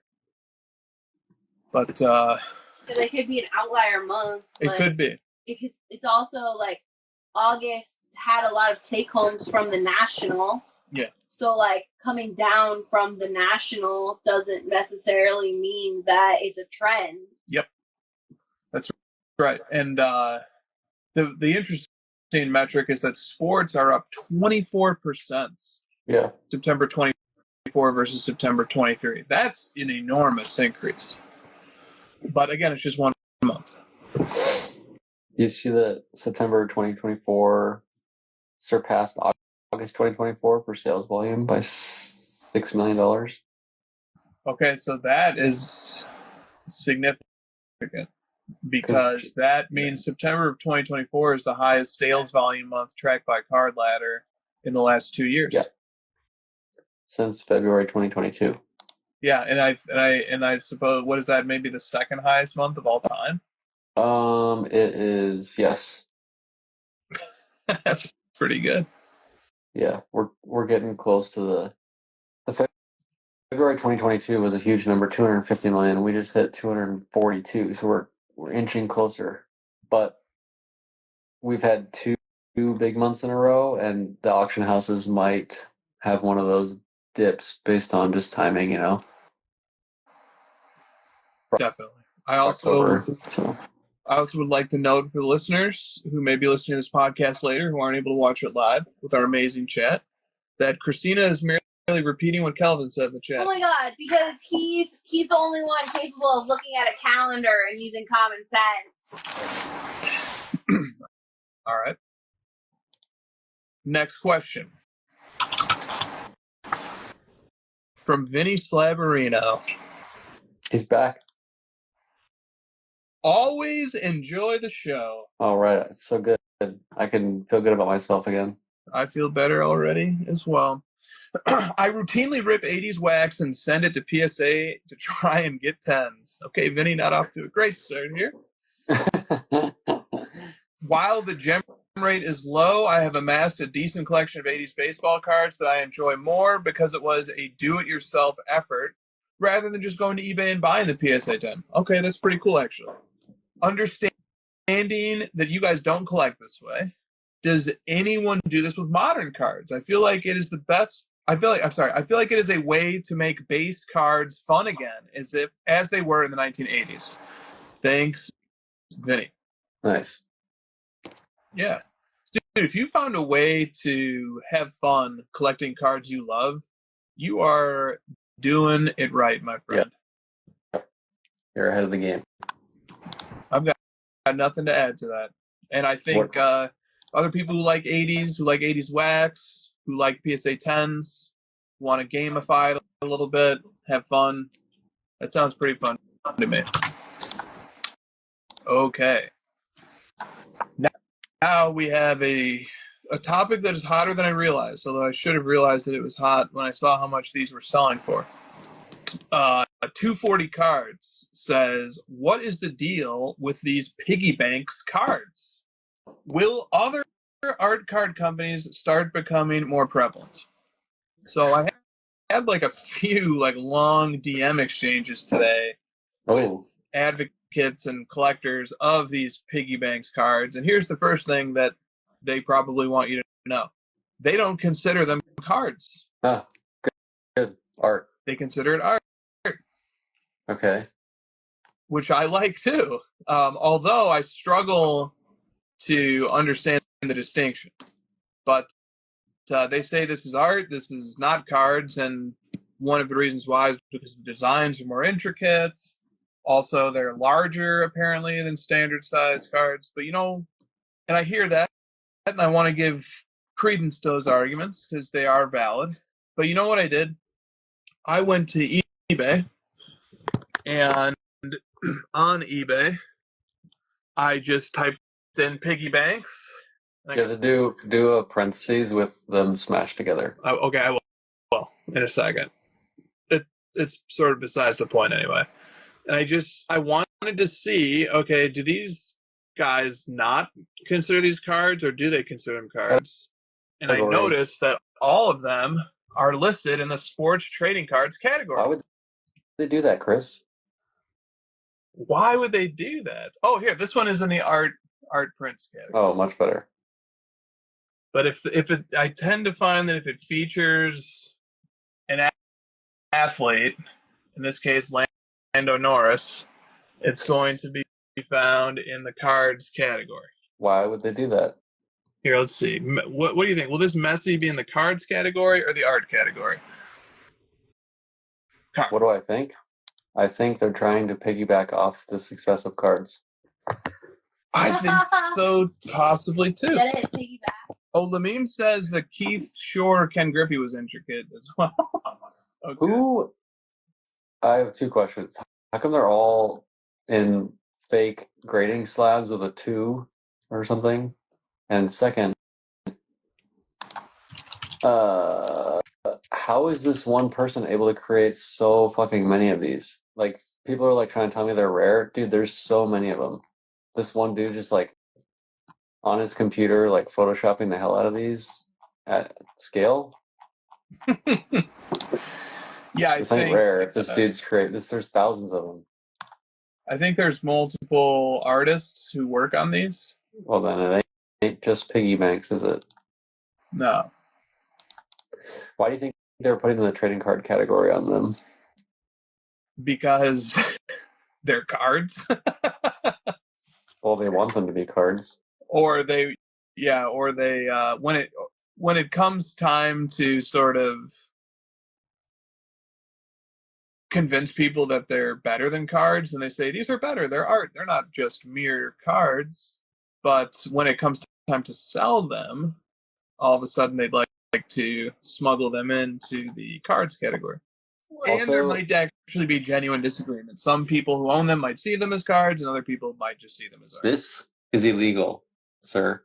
Okay, that is... You are not allowed to use this silhouette and profit from it. That is trademark. That is illegal. Okay, so that's a really important part of this discussion that I wanted to get to also. The fact that it's illegal? Yeah, yes. Seems important. So here is an AI overview from Google. This is not legal advice.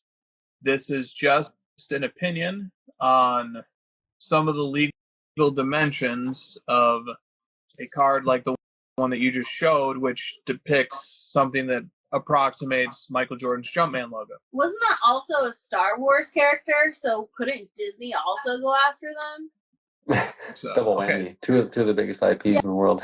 Yeah. This is Google's AI overview. Selling copyrighted items without permission from the copyright holder is a violation of copyright law and can result in serious consequences. And so let's just pause just for a second. Selling copyrighted items.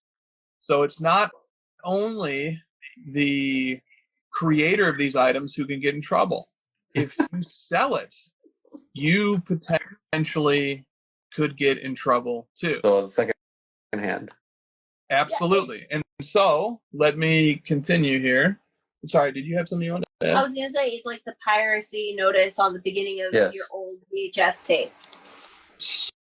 So, similar. No, it literally says, like, the FBI warning, if you sell this IP with, like, through piracy, you will be convicted. Yeah. Well, I just wanted to be double clear, though, before you move on, that you're stating that because you're saying not just the creator of these can get in trouble, but if you buy them and then sell them to someone else, you can get in trouble as an individual. Okay. Exactly right.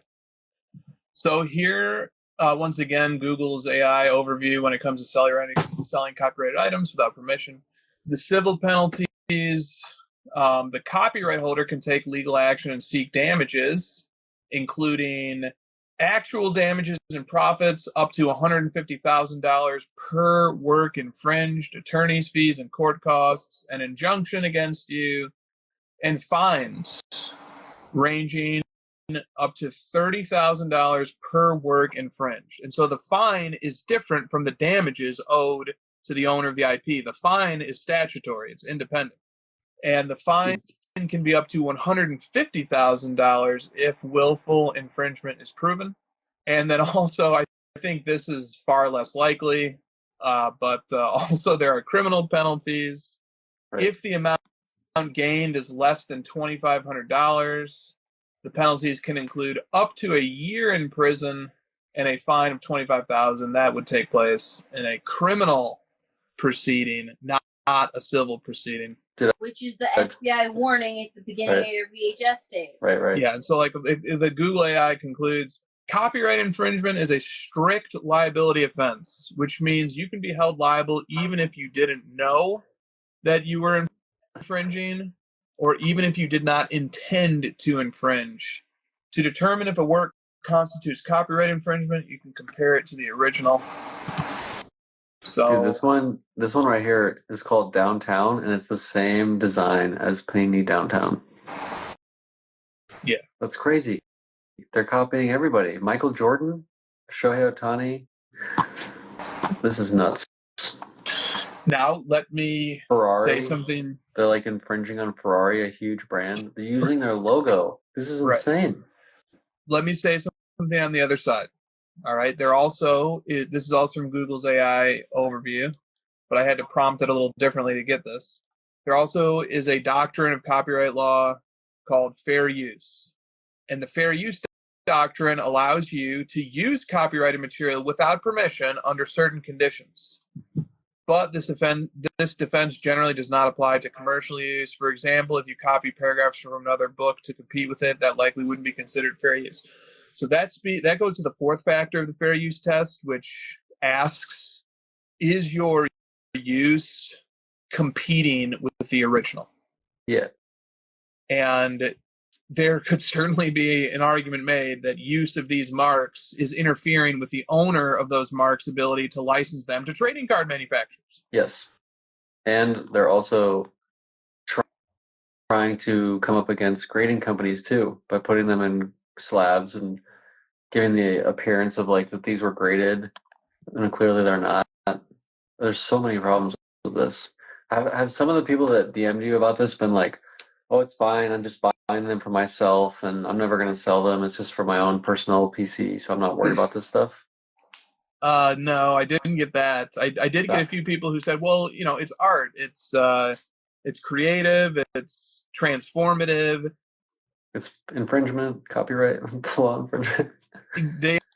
They're hoping or believing that it's artistic, it's unique, it is using copyright, but it could maybe be exempt under fair use, or it's just art. It's just an artistic depiction of something rather than an infringement. If it's just art, then you wouldn't be using all these IPs. You're clearly trying to profit off of the IP. There's no way around it. Every single one of these is IP. There's not even one that's like a unique thing.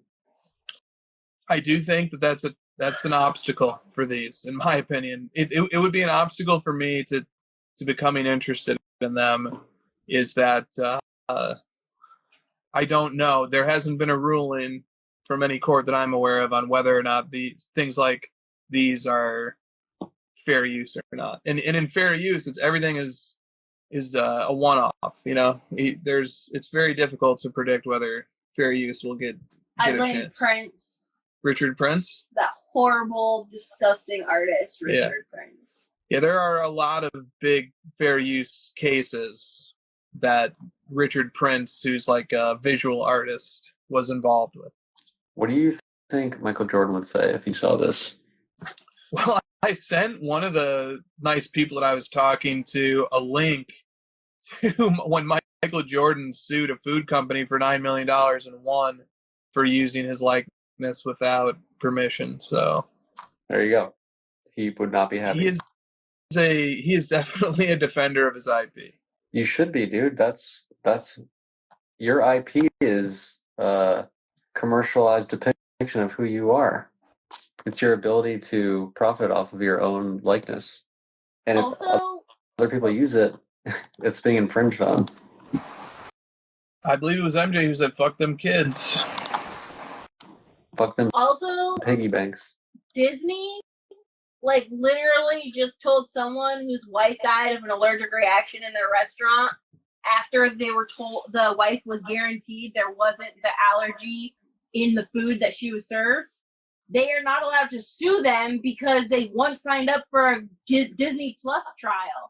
So you think Disney's not going to go after these fuckers and every single person who sold and made a profit on any of these cards? You're out of your goddamn mind. Why don't they're going after now? They're copying Pokemon. Why don't you just sort by the biggest IPs ever created, top to bottom, most valuable ever, and just make a piggy banks of all of those? That's what they've done. They're like Disney, Michael Jordan, Pokemon. It's insane. Ferrari. Here's the one with Darth Vader. There's literally just a picture of Darth Vader. His airness. They're even using, it's not even that they're just using the visuals, they're using the verbiage too. And on his jersey it says Chicago. My God. They're going after the NBA. They're copying, NBA licenses. This is crazy. I wouldn't touch this with a 1,000,000-foot pole, you guys. That's my advice. Yeah, so now I don't know if we've gotten this topic before, if we touched on it before, but that is one of the worries that I have right away, is that there are potential copyright infringement issues with these, and if I were to own one and try to resell it, I would potentially be committing copyright infringement. So obviously the right thing to do if you have concerns about this is to consult an attorney on it and get their opinion, and that's going to be your best avenue most likely to getting the right answer on this. But I didn't want to talk about this topic without raising that concern, because it's pretty scary to me. It bothers me a little bit. Yeah. But I would like to say something nice about the piggy banks cards too, and other similar endeavors, which is that they have strong communities around them. Obviously, I heard from 3 people today who are really passionate about it, and I do see how they almost see it as they're fostering support for an artist and an art community, and they are treating it a little differently than how we would treat cards. They're fans of the artist ostensibly. So, and I'm sure there are plenty of people out there who can give you a very bullish perspective on the piggy banks cards. So I don't want to do a whole segment on it without at least acknowledging that. Are those people that have zombies as their avatar, or mutilated monsters or whatever? Good question. Or are those people owners and sellers of those cards? I get it. They're kind of cool. They look nice, but I personally can't get over the copyright infringement. Me either. I think that's a really tough obstacle. Lamim says we were once bullish on Topps Project 2020. But those are licensed. They are licensed. They are. Yeah. Well, are these all one of ones, or did I make that up? I don't know. Everything that I'm seeing on eBay is a one of one. I saw like one that looked similar to another one though. Like it was the same design. What's that? This one? Yeah. The Star Wars triple logo man Topps Skywalker piggy. It's literally called Star Wars triple logo man Topps. Like, and it is like I was like, these are art, not cards. Then why are they in slabs? Because they want to piggyback off the success of cards. Yeah. Everybody, their number one marketing for these things is like, it's cards but better. That's always the tell. Yep. You know how you have to like ship cards around and deal with vaults? Well, not with this new innovation. It's like cards but better. It's cards but better. You don't have to touch them. It's amazing. All right. We are running out of time. Let's go to this question from AP Cards 23. Appreciate you one touches. How do you guys go about working out how much to offer for a one of one when it has never sold? And does that answer change for a massive card like a rookie finite? Just use similar players and similar sets as best you can. Maybe try to apply multiples. Like learn things from cards that sell in similar time frames that have ratios between them and apply that ratio to something else. You know, like these two players sold for 3x from each other on these gold prisms, you know, and they sold within a month of each other. So it's a 3x ratio on the black, and the other guy's black sold for this, so this one's 3x that, or something like that. Nailed it. How about this question from... Oh my God, we had two questions from Drake and we didn't get to either of them. Sorry. Which one would he rather I do? Oh, this one. From Drake's PC. Please discuss a second copy of the Peyton Manning 1998 PMG PSA 10 Pop 2 selling for $100,000 this past week after the other copy also sold for $100,000 back in August. Also asking for a friend, what does that make his 98 Essential Credentials future out of 7 worth? Wow, they're different certs? Different certs. But they're close. The certs are close. They're both 2-4. That's crazy. Yeah. Pop 2 and both graded within a couple weeks of each other. Yeah, and then both sell within a month of each other for the same price. Pretty impressive. Dang. I'd rather have the credentials. There you go. There you go. Pro uniform, much lower serial number. Much lower. Yeah. 6 or 9? 7. 7. You were dancing around. I'm in the area. Those credentials, man, you never know. You do never know.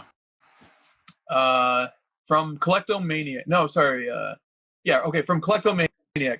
Please discuss scenarios where a star player ends up playing for many different teams. Will there be long-term collectability for nostalgic fans when they grow up? For example, in years to come, will Kevin Durant be remembered as a member of the Thunder, Warriors, Nets, or Suns? Yeah, that's a tough... He picked the hardest example because my answer was going to be really nice, and I said, unless this person brings up Kevin Durant, because that makes it... But I usually think of just, this is what makes rookie cards so great. They can only have... Well, I guess if you change teams in the middle of your rookie year, but that usually doesn't happen. You've got one team, your first team, first year of your cards. It just makes it a nice, simple thing to point to. And I would point to like whatever your first team was, your rookie year, is what I remember about. But Durant was only there with Seattle for 1 year. People barely even remember that. Then he immediately went to the Thunder. So that's a tough example. I'd probably lean towards the Thunder, I guess, in that example. Or just what do you think about just rookie year or trying to like heavily lean towards the first years. I think that's right, but I also think that you and I are player collectors, and there's other people who are team collectors, or like some hybrid, like where they're really loyal to a team, and it's even if like some of its best players leave, they're still loyal to those players, but really it comes from a loyalty to the team. So like Tyrese Halliburton is a super interesting example because Sacramento Kings fans don't seem to be super excited about his cards because he was there for so briefly. Indiana Pacers fans are super excited about his cards, but they seem to gravitate towards the ones that show him in the Pacers jersey.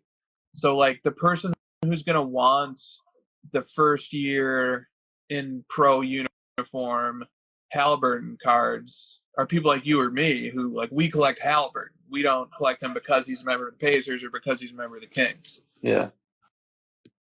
But, like, I much prefer LeBron in the early Cavs, even though he didn't win. You know, he went to Miami and won. I have more nostalgia for those early Cavs teams because I followed him as a player. And it's like, I know he's going to win with the Heat, but that doesn't really... He's still the same player on both teams, you know? Yep. To me, like, even if it was a player... Like, let's just take Luka as an example. Let's say Luka's first season was spent playing for the Utah Jazz, and then from his second season onward, he was at the Mavericks. Wouldn't matter even the slightest to me that his rookie cards were in a Jazz uniform. I would just want his rookie cards. Makes sense.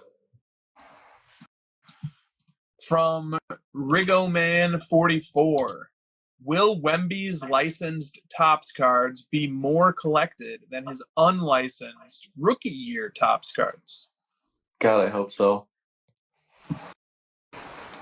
I hope so, man. This kind of feels like a Prism draft situation where once the licensed Topps cards come out, people aren't going to want the unlicensed anymore. Agreed. Yeah, totally agreed. Well, they should. The Cardfather 13 was wondering, how would you handle the Otani 50-50 ball lawsuits? What is that? Okay, so at the 50-50 game for Otani, when he hit the 50th home run, the ball bounced and rolled around in the left field bleachers. Several people scrambled for the potential windfall. Eventually, Chris Belansky stood up and held the coveted ball above his head in the universal sign of triumph, but Max Matus, 18, stood nearby and pulled his empty left hand out of the fray without Otani's 50-50 home run ball. MLB quickly authenticated it, and Belansky walked away with his prize. After days of speculation about the ball's location and surface on Golden, the next day, Matus filed a civil lawsuit claiming ownership of the ball and seeking a temporary injunction to halt the auction. The judge held an emergency hearing, decided the auction could proceed, but delayed a full evidentiary hearing until October 10th. Last week, a second fan filed suit claiming he was the rightful owner of the ball. And now it's just kind of a question of who owns the ball and how will they deal with the proceeds. You know how when someone in football fumbles and there's like a dog pile, who gets the ball? Good. The guy who got the ball at the bottom of the pile. No. Well, not always, because it might change hands. Like, technically, this first person to have any sort of possession, they're down because there's people touching them. But the way that it actually works is whoever comes out of the scrum and gets the first visual from the ref is the one that gets the ball. So learn how to get the ball out of the scrum. You don't need to sue. You should have freaking got the ball yourself. What are those pictures? So there is a case law about this that dates back to the 1700s. I remember we studied the Barry Bonds case law back in my day, and they have some law professors weighing in on this. One of them says the principle of ownership is determined by the custom of the industry. For example, in whaling, the industry, which whaling was much bigger in the 1700s. Yeah. In whaling, when they're chasing the one poor whale, what emerged was the custom that the first guy who put a spear in the whale owns it. But the custom of baseball is different. It's not the first guy who touches it. It's the first guy that ends up with it. There we see, just like football. You got to emerge from the pile. These other guys are just babies that they're not strong enough. But then this other law professor comes. Since Josh can't read this, I have to read this. Stiff says that's why when you win the dog pile, you got to stick fingers everywhere you need to. Okay. Dude, you got to do whatever it takes, man. You got to get that ball. From a different law professor. If two people are hunting the same animal, the guy who shoots the animal and kills it is the owner, not the guy who might have been chasing it around for an hour. If you're walking down the street and you find a watch lying on the ground, somebody lost it, there's no way to determine who owns it, and you pick it up and you now own it. So those were like the two pieces of case law that informed the Barry Bonds case. Was like the one that says the person who actually kills the animal owns it, even if somebody else was chasing it. But the other one says whoever puts their spear in it first owns the whale, even if they don't kill it. So you can kind of go either way, depending upon which case law you want to go. All right. Greedy people. People need their money off of that ball. All right. I don't even know what's so great about it. 50 home runs is not the most home runs ever, and 50 stolen bases is not the most stolen bases ever. It's the combination of the two, which is very odd to me. It seems like a random record. I think that's a pretty big point here. It's like akin to like someone who, like the first triple-double, the first person to combine all these three stats at a high rate. Nobody gives a crap about Russell Westbrook's triple-double record. Right. Why does everyone care about this one Otani record? Is it because it's Otani and it's like a notable player doing it? Gotta be. Dude, $1 million for that ball? Such a random record. I'd rather have the home run record or the stolen base record. Yeah. All right, let's pick a name for the episode.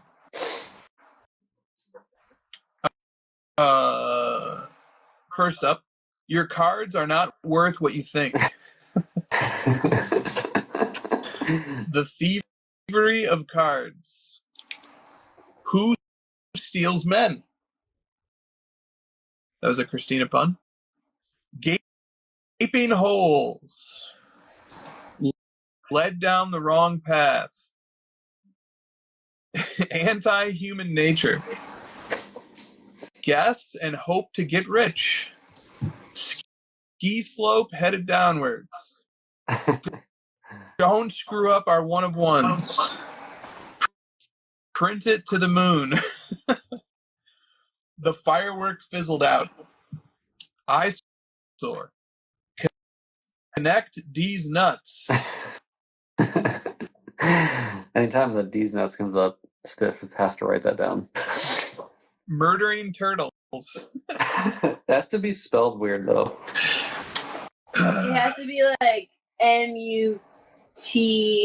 Murdering turtles. Murdering turtles. Like switch the D and the T in the two words. Or like TOORTLES.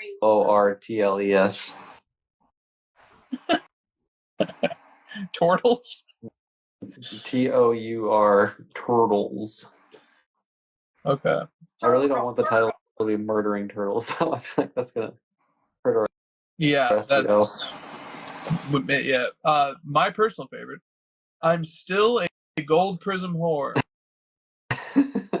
You know why I like that one? I like that one because people have, ever since we've been on a one-of-one emphasis, people have been trying so hard to move us back to appreciating the gold prisms. So let's throw them a bone. Let's throw them a bone. Let's give them an episode title. And I've just always wanted to incorporate the word whore into our title. Right. And then the last one was He's Too Busy. I don't know what that What is that? I don't know what that was. Yeah, I don't know. So what's yours again? I'm still a gold prism whore.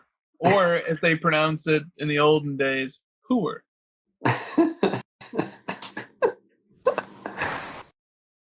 That's a good one. Because, like, our mail days are all one-of-ones. Yeah, exactly. Oh, he's too busy with all the Zuckerbergs. I mean, okay. Are you cool? Zuckerberg, we had a great run of the Zuckerberg roast. Yeah, that was low-key pretty fire. We had like 12 in a row there. All right. Oh, that's what it was. He's too busy. Zuckerberg. Yeah, nice. Yeah, that was good. Yeah, we just shit on Mark for like a good 3 minutes. That was awesome. Maybe that could become a recurring segment. I'd be happy for it. Maybe he'll censor this show. There's some AI bot reading the transcript right now and getting ready to shut this all down. Right, especially if we put whore in the title. I'm still a gold Prism whore. Maybe I'll censor the word whore. Just do W ***** E ***** E. Okay. Or is there a nicer word we can substitute in? A more title-friendly word? Slut.